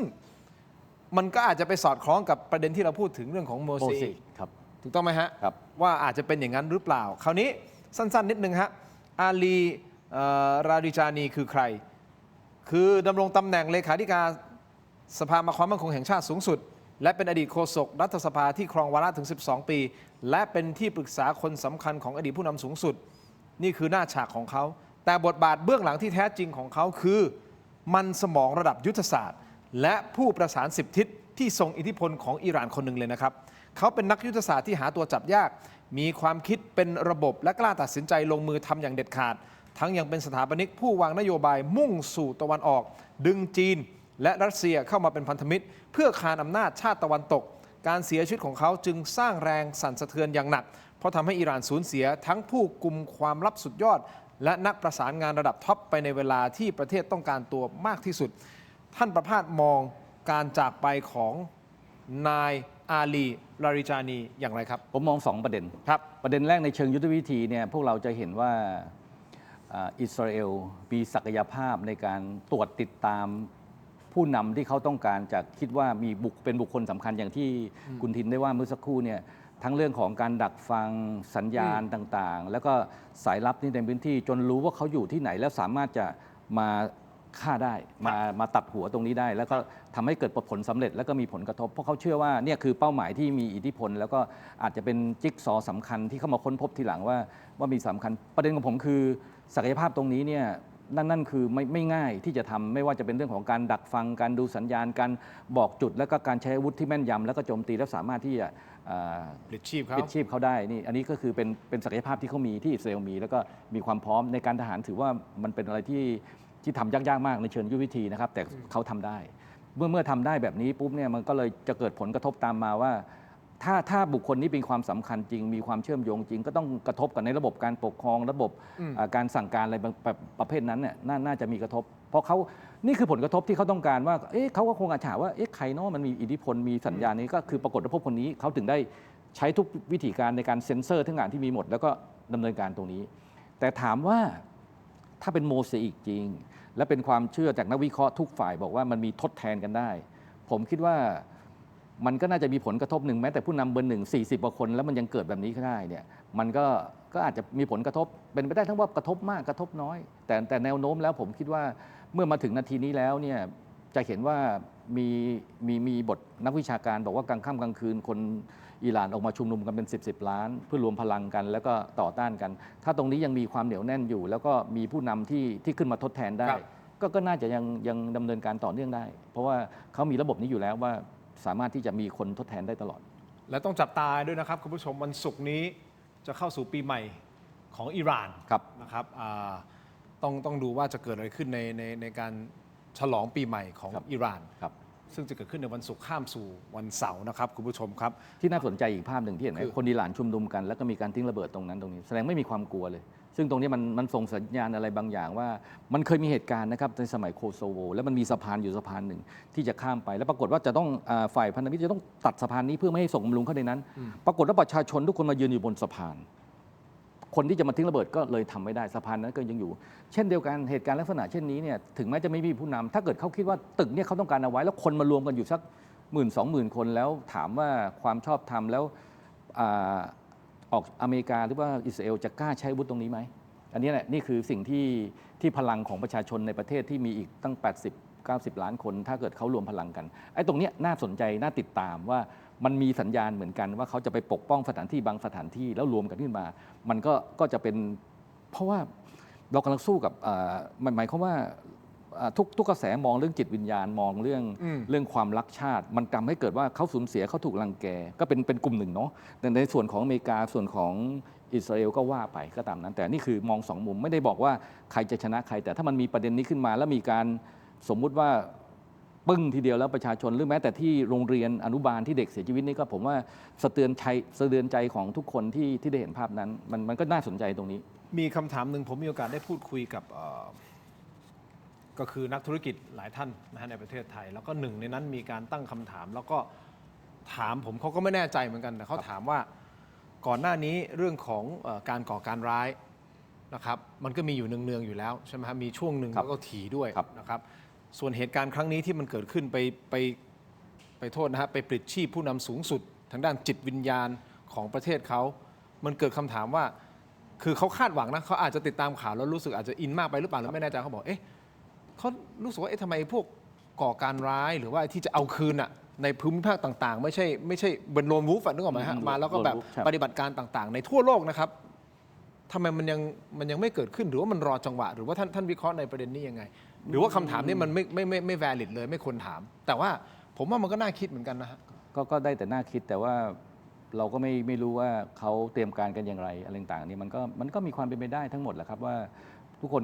มันก็เจ็บแค้นก็มีโอกาสจะแก้แค้นแล้วก็มันก็มีแบบระเบิดพีชีพมีอะไรเยอะแยะที่เขาพร้อมจะทำอยู่เหมือนกัน ก็เป็นหนึ่งในการตอบโต้ที่ในสงครามแบบสมมาตรก็มีวิธีการแบบนี้มากมายเราก็ไม่รู้ว่าจะเกิดที่ไหนนะมันก็ภาวนาว่าอย่าให้เกิดเลยครับสันติภาพของโลกน่าจะดีกว่า แล้วก็ไม่คนผู้บริสุทธิ์ต่างๆ ไม่ควรจะมาได้รับผลกระทบกับสิ่งเหล่านี้แต่ก็ว่าเขาไม่ได้อีกเพราะเขาถูกกระทำหรือเปล่าอันนี้ก็จะเป็นคำถามที่สำคัญมากนะงั้นตัดภาพมาที่ประเทศไทยครับเราก็ไม่อยากให้มันเกิดขึ้นนะครับแต่มันเกิดขึ้นเยอะเหลือเกินก่อนหน้านี้ก่อนที่จะเกิดเรื่องใหญ่ราวใหญ่โตเมื่อปีที่แล้วนะครับมันก็เกิดขึ้นประมาณสัก600 ครั้งในการละเมิดข้อสัญญา MOU ระหว่างไทยกับกัมพูชานะครับผู้ชมและมันไม่มีอะไรที่จะรับประกันได้หรอกครับว่าตั้งแต่วันนี้ที่เราคุยกันมันจะไม่เกิดอะไรขึ้นที่ชายแดนไทยกัมพูชาท่านอัปเดตนิดนึงได้ไหมฮะว่าสถานการณ์ไทยกัมพูชาเป็นอย่างไรเราควรต้องเฝ้าระวังอะไรยังไงสถานการณ์ตอนนี้เนี่ยผมได้มีโอกาสลงพื้นที่ประมาณ 5-6 ครั้งเนี่ยพี่น้องทหารในพื้นที่มีกำลังใจดีมากแล้วมีฐานที่มั่นที่เข้มแข็งแล้วก็พร้อมปกป้องประเทศไทยทุกอย่างพร้อมหมดทรัพยากรบุคลากรยุทโธปกรณ์การตรวจการบินและตระเวนการประสานงานร่วมเรามีความพร้อมมากในการปกป้องอธิปไตยของประเทศถ้าเทียบกับก่อนเดือนกรกฎาคมก่อนเดือนธันวาช่วงนั้นเนี่ยหลายพื้นที่กัมพูชามายึดครองพื้นที่ของเราอยู่บนภูเขาอยู่บนพื้นที่บ้านหนองจานซึ่งเป็นของเราและบนพื้นที่หลายพื้นที่ที่บุกรุกเข้ามาที่มันยังตกลงกันไม่ได้เราประท้วงเขาก็ไม่สนใจเขาก็เข้ามาตอนนี้เรายึดคืนพื้นที่ของเราได้ทั้งหมดแล้วสถาปนาความเข้มแข็งได้อย่างดีมีการตรวจการมีการดูอาจจะมีเหตุการณ์บ้าง 2-3 เหตุการณ์การที่มีลวดหนามแล้วมีมาแสดงความรู้สึกอะไรยั่วยวนกันอะไรต่างๆเนี่ยก็อาจจะมีบ้างเพราะว่าต้องยอมรับว่าปัจจุบันนี้เนี่ยเราต้องไปยึดที่ถ้อยแถลงร่วมเมื่อวันที่27 ธันวาคม 2568ว่าเรากำลังทหารอยู่ตรงไหนอยู่ตรงนั้นเดี๋ยวค่อยมาว่ากันเมื่อมีรัฐบาลเมื่อจะมีเวทีเจรจาอะไรก็ว่าไปตามข้อตกลงเพราะทุกประเทศที่ดำเนินการก็จะบอกว่าให้เราไปคุยกันท่านรัฐมนตรีว่าการกระทรวงต่างประเทศบอกว่ากัมพูชาจะเลือกความขัดแย้งต่อไปหรือจะเลือกสันติภาพเขาก็อยู่ที่เขาแหละว่าจะเกิดอะไรขึ้นเอาที่ผ่านมาเราอยากสันติภาพมาตลอดเขาก็ไม่เห็นจะสันติภาพกับเราเนี่ยไม่ใช่หรอครับก็เขายั่วยุเราตลอดเขาสร้างสถานการณ์มาตลอด ก็เราถึงได้มีการตอบโต้แล้วก็ดำเนินการไป 20 กว่าวันนั้นนะที่เราดำเนินการไปนะตอนนี้เนี่ยเรายึดครองพื้นที่ของเราได้ทั้งหมดแล้ว ถามว่าเมื่อเรามีความพร้อมแบบนี้ แล้วก็สิ่งที่ก็จะมีคำถามต่อว่ากลยุทธ์ที่เขาใช้เนี่ยเขาจะเปิดรอบ 3ไหมก็เราต้องดูหลาย ๆ ปัจจัย ทั้งว่าเขามีการเคลื่อนย้ายกำลังไหมมีอาวุธที่มันเป็นทำลายล้างอย่าง BM21 หรือ PSL03 อะไรก็ว่าไปเนี่ยเข้ามาพื้นที่ไหมมีเคลื่อนย้ายกำลังพลไหมมีระบบส่งกำลังบำรุงอาหารการวางระบบน้ำมันเชื้อเพลิงอะไรเพียงพอไหมคือสิ่งเหล่านี้เราตรวจการติดตามต่อเนื่อง ถ้าเกิดมันมีสิ่งบอกเหตุอะไรเกิดขึ้น มันมีอยู่คำหนึ่งก็คือว่าเราสงวนสิทธิ์ว่าถ้ามันมาเกินขอบเขตบางทีเราต้องกดการปะทะเรามายิงปืนขึ้นฟ้าก็ได้เพื่อขู่ให้ออกไป แล้วก็ถ้าไม่ออกก็ต้อง1 2 3ถ้าถึงนาทีนั้นเราก็พร้อมปฏิบัติตามมาตรา51ป้องกันตัวเองของ UN Charter แล้วมันในนั้นเป็นระบุอันหนึ่งนะถ้าเราเห็นอะไรที่มันมีแนวโน้มจะเป็นภัยคุกคามหรือดำเนินการเราสามารถจัดการได้ทันทีเลย เช่นตั้งจรวดจะยิงอันนี้ทำร้ายเราแน่ๆไม่ต้องรอให้เขายิงก่อนนะแค่ตั้งจรวดแล้วเล็งมานี่เรา ภา จัด ษา การได้ เขา เล เรี ย ยกว่าป้องกันเชิงลุกหรือภาษาอีกบอกว่าโจมตีก่อนก็คือ preemptive strike แต่เราจะทำในลักษณะที่มันถูกต้องตามกฎหมายระหว่างประเทศว่าโจมตีก่อนเป้าหมายเหมาะสมไม่โจมตีพลเรือน เพื่อหยุดยั้งสิ่งเหล่านั้นไม่ให้มาทำร้ายคนไทย อันนี้ก็ขอพี่น้องประชาชนว่าในส่วนของกองทัพเนี่ยกำลังต่างๆที่มีการผลัดเปลี่ยนเนี่ยเพื่อให้กำลังมันมีความสดชื่น มีความพร้อมมีกำลังใจมีพลังจะกลับมา เราเตรียมพร้อมหมดระบบการส่งกำลังบำรุงและการทำถนนการอะไรต่างๆอันนี้ก็เห็นภาพปรากฏนะไม่ได้เอาความลับมาเปิดเผย ผมใช้คำว่าความพร้อมมากกว่าเมื่อตอนเดือนธันวาพร้อมมากกว่าเดือนกรกฎาคมอีกครับ เอาเป็นว่าเราพร้อมแน่นอน พร้อม เราพร้อมนะครับส่วนทางด้านของกัมพูชา ถ้ามีข้อมูลสงสัยอะไรก็ติดต่อมาที่ศูนย์ข่าวสารได้หลายประเด็นผมก็พยายามจะตอบไปให้ภาพและให้ความมั่นใจถ้าเราศูนย์เราไม่ได้รับข้อมูลเราก็จะประสานไปหน่วยในพื้นที่ถ้าเกิดว่าเกี่ยวกับพื้นที่พิทักษ์ส่วนหลังเกี่ยวกับพี่น้องประชาชนเราก็จะหาคำตอบให้นี่คือทุกคำถามทุกคำแนะนำรับหมดเพื่อแก้ปัญหา แล้วก็ทำให้มันไปต่อ ถ้ามันไปสันติภาพไม่ได้ต้องปะทะเราก็ต้องทำเราไม่ยอมอยู่แล้วนะครับ แล้วผมเชื่อว่าทางกองทัพมีข้อมูลทุกความเคลื่อนไหวของกัมพูชาอยู่แล้วนะครับซึ่งเราคงไม่มานั่งเล่าเรื่องของว่าเขาทำอะไรยังไงเพียงแต่ว่าเราพร้อมให้ยืนยันตรงนี้ วิธีการวิเคราะห์ก็คืออย่าไปดูแค่จุดเดียว ดูหลายๆเรื่องเป็นองค์ประกอบถ้าหลายๆเรื่องแล้วสำคัญที่สุดคืออะไรไหมสัญญาณทางการเมือง ว่าผู้นำเขาออกสัญญาณยังไง เจรจาแบบไหนแล้วก็มีก้าวร้าวไหมมีเรื่องรักชาติไหมสัญญาณเขาชัดเจนบอกว่าหลังสงกรานต์ถึงจะมีเรื่องเขาใช้คำว่าเจรจาขอพื้นที่คืนก็คงจะเป็นไปตามกระบวนการนั่นแหละครับ เดี๋ยวก็ ว่าไปเดี๋ยว เขา ค่อย บอก ว่าไป ปีใหม่เขานะสงกรานต์เขาบอก ครั ว่า บ ปีใหม่เขาว่ากันต่อไปนะครับเพียงแต่เราก็ตัดภาพมาที่เมืองไทยเราก็ต้องเฝ้าติดตามนะไม่ว่าจะเป็นสิ่งที่เกิดขึ้นที่ตะวันออกกลางมันมีผลกระทบเรื่องของเศรษฐกิจนะข้อที่หนึ่งละเรื่องของความมั่นคงของประเทศ มีหลายวิเคราะห์ก็บอกว่าน้ำมันเรามีปัญหากัมพูชาก็มีปัญหา น้ำมันคือเติมรถถังเติมสิ่งต่างๆเนี่ยมันก็เติมรถที่จะเคลื่อนที่ส่งกำลังบำรุงก็กระทบ แต่ของเราไม่ต้องกังวลเรามีเขาเรียกอะไรสำรองสงครามมีพร้อมปฏิบัติอะไรในห่วงเวลาที่เราวางแผนเผชิญสถานการณ์วิกฤตไว้เรียบร้อยแล้วทุกเราทำ โอเคอันนี้คือความเตรียมพร้อมแหละฮะคุณผู้ชมครับแน่นอนอย่างที่ผมบอกไปเราก็ต้องเตรียมพร้อมรู้เขารู้เราเตรียมพร้อมเรื่องสถานการณ์เศรษฐกิจที่มันจะมีผลกระทบจากเหตุการณ์ที่เกิดขึ้นที่อิหร่านที่ตะวันออกกลางมาที่ไทยเราก็ต้องเตรียมความพร้อมความมั่นคงเวลาผมพูดถึงความมั่นคงนะครับผมพูดในประเด็นในทนถกไม่เถียงหลายครั้งนะครับว่าเราก็ต้องเฝ้าระวังเป็นหูเป็นตา แล้วก็มีการพูดว่าขอให้เป็นหูเป็นตาด้วยว่าเกิดตรงไหนที่ดูไม่ชอบมาพากลใช่ไหมครับว่าประเทศไทยถามว่าเราเคยโดนหรือเปล่ามีนะฮะมีชาวอิหร่านที่มันระเบิดขาขาดขอย้ำอีกครั้งหนึ่งในประเทศไทยแล้วมีเหตุการณ์อื่นๆแล้วมีการสกัดกั้นได้ในหลายครั้ง ซึ่งตรงนี้ตำรวจและหน่วยงานความมั่นคงก็ได้แจ้งเตือนและก็ขอความร่วมมือพี่น้องประชาชนได้เห็นสิ่งใดที่มันเป็นข้อสังเกตต้องเป็นหูเป็นตาช่วยกัน รวมทั้งในหน่วยที่ตั้งทางทหารของเราแล้วที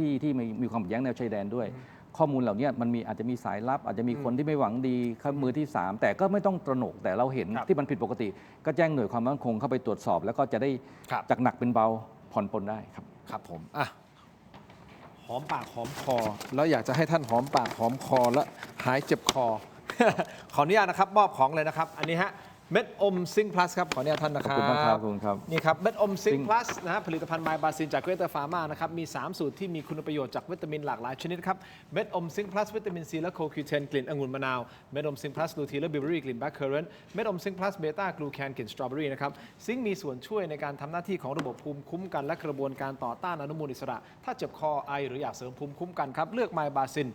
จากเกรเตอร์ฟาร์มาหาซื้อได้ที่ร้านสะดวกซื้อซุปเปอร์มาร์เก็ตร้านขายยาทั่วประเทศไมบาซินจากเกรเตอร์ฟาร์มาก้าวสู่60 ปีอย่างมั่นคงและยั่งยืนนะครับขอบคุณมากครับไมบาซินที่อยู่เคียงข้างถกไม่เถียงนะครับส่วนนี้ครับยาดมสมุนไพรตรามังกรทองนะครับจากอ้วยอันโอสถนะครับนี่ครับขออนุญาตมอบให้ท่านนะครับ ครับขอบคุณครับ แต่วันนี้ขอแนะนำจากอ้วยอันโอสถเช่นเดียวกันครับก็คือยาน้ำแก้ร้อนในเขากุยจากอ้วยอันโอสถครับบรรเทาไข้ตัวร้อนทานได้ทั้งเด็กและผู้ใหญ่นะครับมีจำหน่ายตามร้านขายยาทั่วประเทศอ่านคำเตือนในฉลากและเอกสารกำกับผลิตภัณฑ์ก่อนใช้นะครับนี่คือยาน้ำแก้ร้อนในเขากุยจากอ้วยอันโอสถนะครับขอบคุณ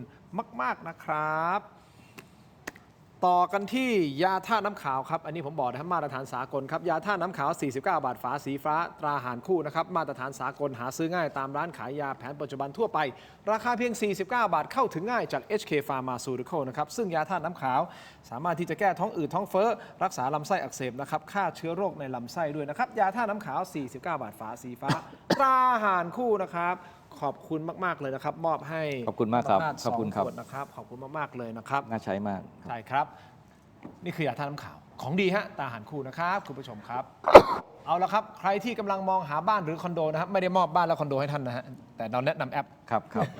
แอปบ้านๆครับแอปบ้านๆ by Jam นะครับเป็นแอปค้นหาอสังหาริมทรัพย์จากเครือ J-Mart Group นะครับมีทรัพย์ให้เลือกมากกว่า 5,000 รายการมีทั้งบ้านและคอนโดนะฮะทำเลดีลดสูงสุดถึง 15% ใช้ง่ายครับค้นหาตามงบประมาณและทำเลได้ทันทีครับและสามารถนัดดูทรัพย์ผ่านแอปพลิเคชันได้ฟรีด้วยนะครับใครที่กำลังหาบ้านดีทำเลโดนราคาถูกโหลดแอปบ้านๆโหลดแอปบ้านๆติดเครื่องไว้ได้เลยนะครับดูรายละเอียดเพิ่มเติมได้ที่ Facebook ถกไม่เถียง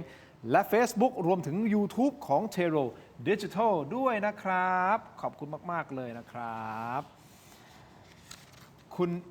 มีคุณผู้ชมท่านหนึ่งเขาทักมาเลยว่ามีแต่ขายของแต่ไม่ขายน้ำมัน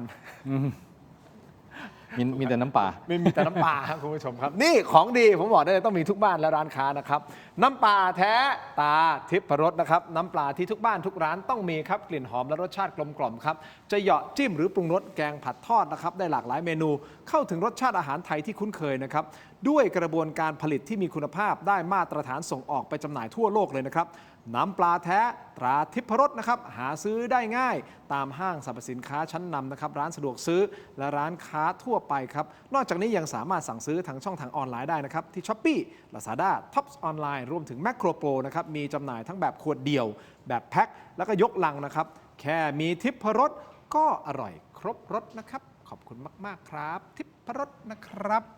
ต่อกันที่ Brain Tech Tri Screen Brain Tech Tri Screen นี่คือนวัตกรรมใหม่นะครับเป็นจอเสริมสุดล้ำที่สามารถทำงานพร้อมกันได้ถึง 4 หน้าจอในเวลาเดียวกันครับด้วยความคมชัดระดับ Full HD และการเชื่อมต่อที่ง่ายสุดๆครับเพียงเสียบสาย USB Type C ก็พร้อมใช้งานได้ทันทีครับน้ำหนักเบาด้วยคุณผู้ชมพกพาสะดวกนะฮะใครที่เป็นสายเกมสายเล่นหุ้นนะฮะสายแชทสายดูหนังอะไรก็แล้วแต่ทำงานจะทำรีพอร์ตนี่เลยฮะถ้าสนใจกดเข้าไปที่หน้า Facebook Tero Digital นะครับและไปดูรายละเอียดเพิ่มเติมได้อย่าลืมนะฮะตอนสั่งซื้อใส่โค้ด Let's Play AI Let's Play AI ลดส่วนลดทันที 2,000 บาทนะฮะนี่คือส่วนลดทันที 2,000 บาท Let's Play AI Brain Tech Tri Screen นะครับขออนุญาตนิดเดียวสั้นๆนะฮะชนโรมาทิกครับชนโรมาทิกนี่คือครีมทามือฮะพิมพ์คำว่า CHOL ครีมทามือใน Shopee Lazada นะครับพิมพ์เข้าไปเลยครับแล้วท่านจะเจอนะข้อมูลเกี่ยวกับครีมทามือของชนโรมาทิกซึ่งเป็นครีมทามือสูตรน้ำมันหอมระเหยแท้นะครับไม่มีสารสกัดจากเคมีทั้งสิ้นมาจากธรรมชาติครับมือพังซ่อมได้ซ่อมแซมฟื้นฟูใครที่เป็นสายฟื้นฟูผิวมือนะเขาบอกว่ามือสวยเรียกทรัพย์นะมีสารสกัดต่างๆครับมาจากธรรมชาติทั้งนั้นน้ำมันหอมระเหยผมขายมาประมาณ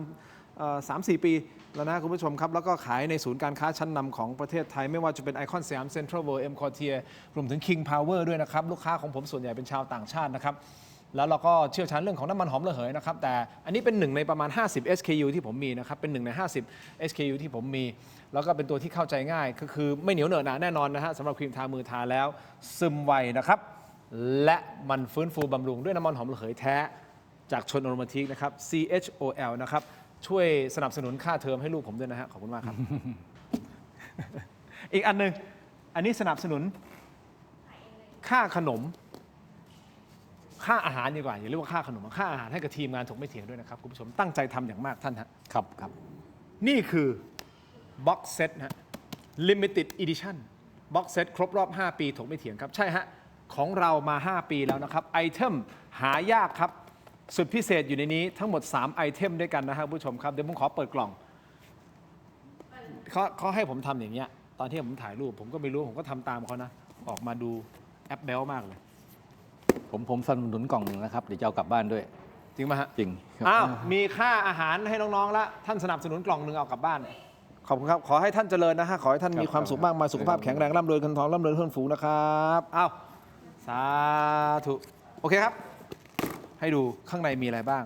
เสื้อสวยเสื้อสวย อันแรกเลยครับ ขออนุญาตเสื้อตัวนี้ครับ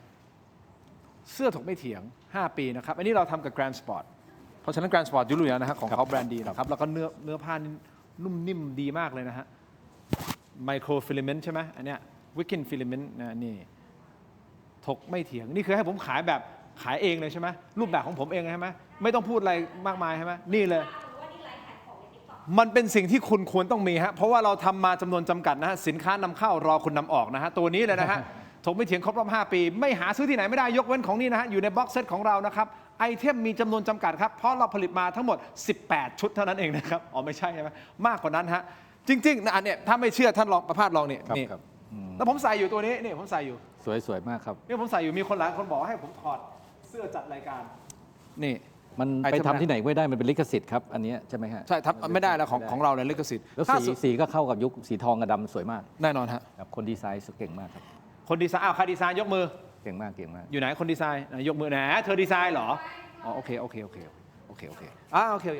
นี่คือไอเทมแรกนะครับไอเทม2ครับท่านฮะคุณผู้ชมครับนี่เป็นสติกเกอร์สุดคลาสสิกฮะมีเฉพาะในกล่อง Limited Edition นะฮะเป็นสติกเกอร์รูปหน้าผมครับมันมีชื่อไหมสติกเกอร์นี้ชื่อว่าอะไรทินน้อยร้อยอาชีพฮะ มีหลากหลายอาชีพท่านนะสติกเกอร์นี่สามารถที่จะแปะเคสโทรศัพท์แปะตู้เย็นแปะแล็ปท็อปแปะอะไรได้หมดเลยนะครับไปแปะในหน้ากระจกในห้องแต่งตัวของท่านได้เวลาท่านดูท่านอาจจะไม่อยากได้สติกเกอร์หน้าผมนะฮะท่านฮะแต่ก็มันมีสติกเกอร์เลยนะฮะได้พอได้ใช่ไหมฮะ ภรรยาผมไม่ชอบ ภรรยาชอบสติกเกอร์นะฮะแปะโทรศัพท์โอเคนะครับขอบคุณมากครับและอันนี้ฮะท่านฮะนี่คือไอเทมสุดฮอตของเรานะครับนี่คือยาดมครับยาดมแล้วเถียงต่อได้นะฮะคุณผู้ชมครับนี่คือยาดมของถกไม่เถียงนะครับมันเป็นเคสกล่องสำหรับยาดมเรามียาดมสมุนไพรตามมังกรทองจากอ้อยอันโอสถนะฮะขอบคุณมากๆเลยนะครับแล้วทำเป็นเคสออกมาเป็นเคสนี่ฮะเป็นเคสยางแบบนี้เป็น Limited Edition นะครับนี่ฮะกล่องนี้ทั้งหมดในราคา 799 บาทอันนี้คือเป็นค่ามี ลายเซ็นด้วยมีลายเซ็น มีลายเซ็นโอ้โหท่านสังเกตเนี่ยมีลายเซ็นผมด้วยท่านนี้ฮะซึ่งอย่าไปดูลายมือของผมนะลายมือของผมนี่คือแอบอ่านไม่ได้ฮะเด็กป .2 ประมาณนี้นะฮะคุณผู้ชมครับนี่ครับช่วยสนับสนุนนะครับขอบคุณมากๆครับ5 ปีถกไม่เถียงมีจำนวนจำกัด ครับ นะครับเพราะเราทำมาน้อ แพ็ ย กเกจสวยครับแพ็กเกจสวย เรามีงบอยู่แค่นี้ครับ ครับ เราเลยทำ ไม่ใช่ งบ 799 บาท สแกนเคอร์โค้ดหน้าจอตอนนี้ครับบ็อกเซตฉลองครบรอบ 5 ปีของถกไม่เถียงขอบคุณมาก ๆ เลยครับ หายากครับเพราะเราทำมาน้อย มีทุกไซส์ใช่ไหมของผมที่ของผม มี นี่ ทั้งหมด 9 ไซส์ด้วยกัน ผมนี่ ครับ ไซส์อะไรผมนี่ไซส์อะไรบ้างเบอร์ L 42 L หรือ M L นะ L ได้ใช่ไหม ครับ ได้ L นะทีมงานท่านรู้ทุกอย่างเกี่ยวกับตัวท่านนะครับ แต่ตัวผมเองไม่รู้ คุณผู้ชมเพิ่มเติมนิดนึงนะครับดูไบผมมีโอกาสพูดคุยกับเพื่อนผมเมื่อสักครู่นี้ก่อนเข้ารายการถามว่าสถานการณ์เขาเป็นยังไง อันนี้คือย้ำกันอีกครั้งหนึ่งนะครับที่มีคนคอมเมนต์เข้ามา ครับ เขาบอกดูไบตอนนี้เหรอครับเขาใช้ชีวิตปกติฮะน้ำไม่ขาดอาหารเต็มที่น้ำมันก็ราคาเดิมทุกอย่างดีหมดครับมีแค่เฉพาะว่าอาจจะมีการเตือนภัยเนี่ยประมาณวันละสัก 4-5 รอบ แล้วแต่วันนะครับบางวันก็ 3-4 รอบ วิธีการเตือนเขาใช้เซลล์บอดแคสต์ครับความหมายคือเขาบอกสมมติมีอะไรสิ่งแปลกปลอมกำลังจะเข้ามาปุ๊บเนี่ยไอเสาส่งสัญญาณของโทรศัพท์มันใกล้ที่ไหนปุ๊บมันออโต้ยิงเลยกระจายตรงนั้นเพื่อที่จะบอกว่าให้เป็นหลบนะ อย่าไปยืนใกล้หน้าต่างนะ อย่าไปยืนใกล้กระจกนะ อย่า แค่นั้น ถ่ายรูปอย่ารอรีบไป ใช่ก็คือพอมันผ่านไปเหตุการณ์ผ่านไปเสร็จปุ๊บแล้วก็จะมีการบอดแคสต์อีกว่าสถานการณ์กลับมาใช้ชีวิตปกติได้แล้วเขาก็ใช้ชีวิตอย่างนั้นครับนี่คือยืนยันมาจากทางด้านของเพื่อนผมที่อยู่ดูไบที่อยู่สหรัฐอาหรับเอมิเรตส์นะครับซื้อแล้วปลดบล็อกเลยไหม ขอบคุณมาก ๆ ครับทุกท่านสถานการณ์ติดตามนะครับยังไงก็แล้วแต่ติดตามสถานการณ์อย่างใกล้ชิดวันนี้ขอบคุณท่านประภาสมาก ๆ เลยนะครับที่มาในรายการถกไม่เถียง และหวังว่าจะได้ต้อนรับท่านกลับมาสู่รายการของเรา ครับยินดี ในอ ครับ นาคตอีก ยิน นะ ดี ครับ ครับ ขอบคุณมากครับท่าน ข ค อ รั บบ คุณครับ ขอบคุณคุณผู้ชมสำหรับการติดตามครับทั้งหมดนี้คือถกไม่เถียงครับลาไปก่อนครับสวัสดีครับ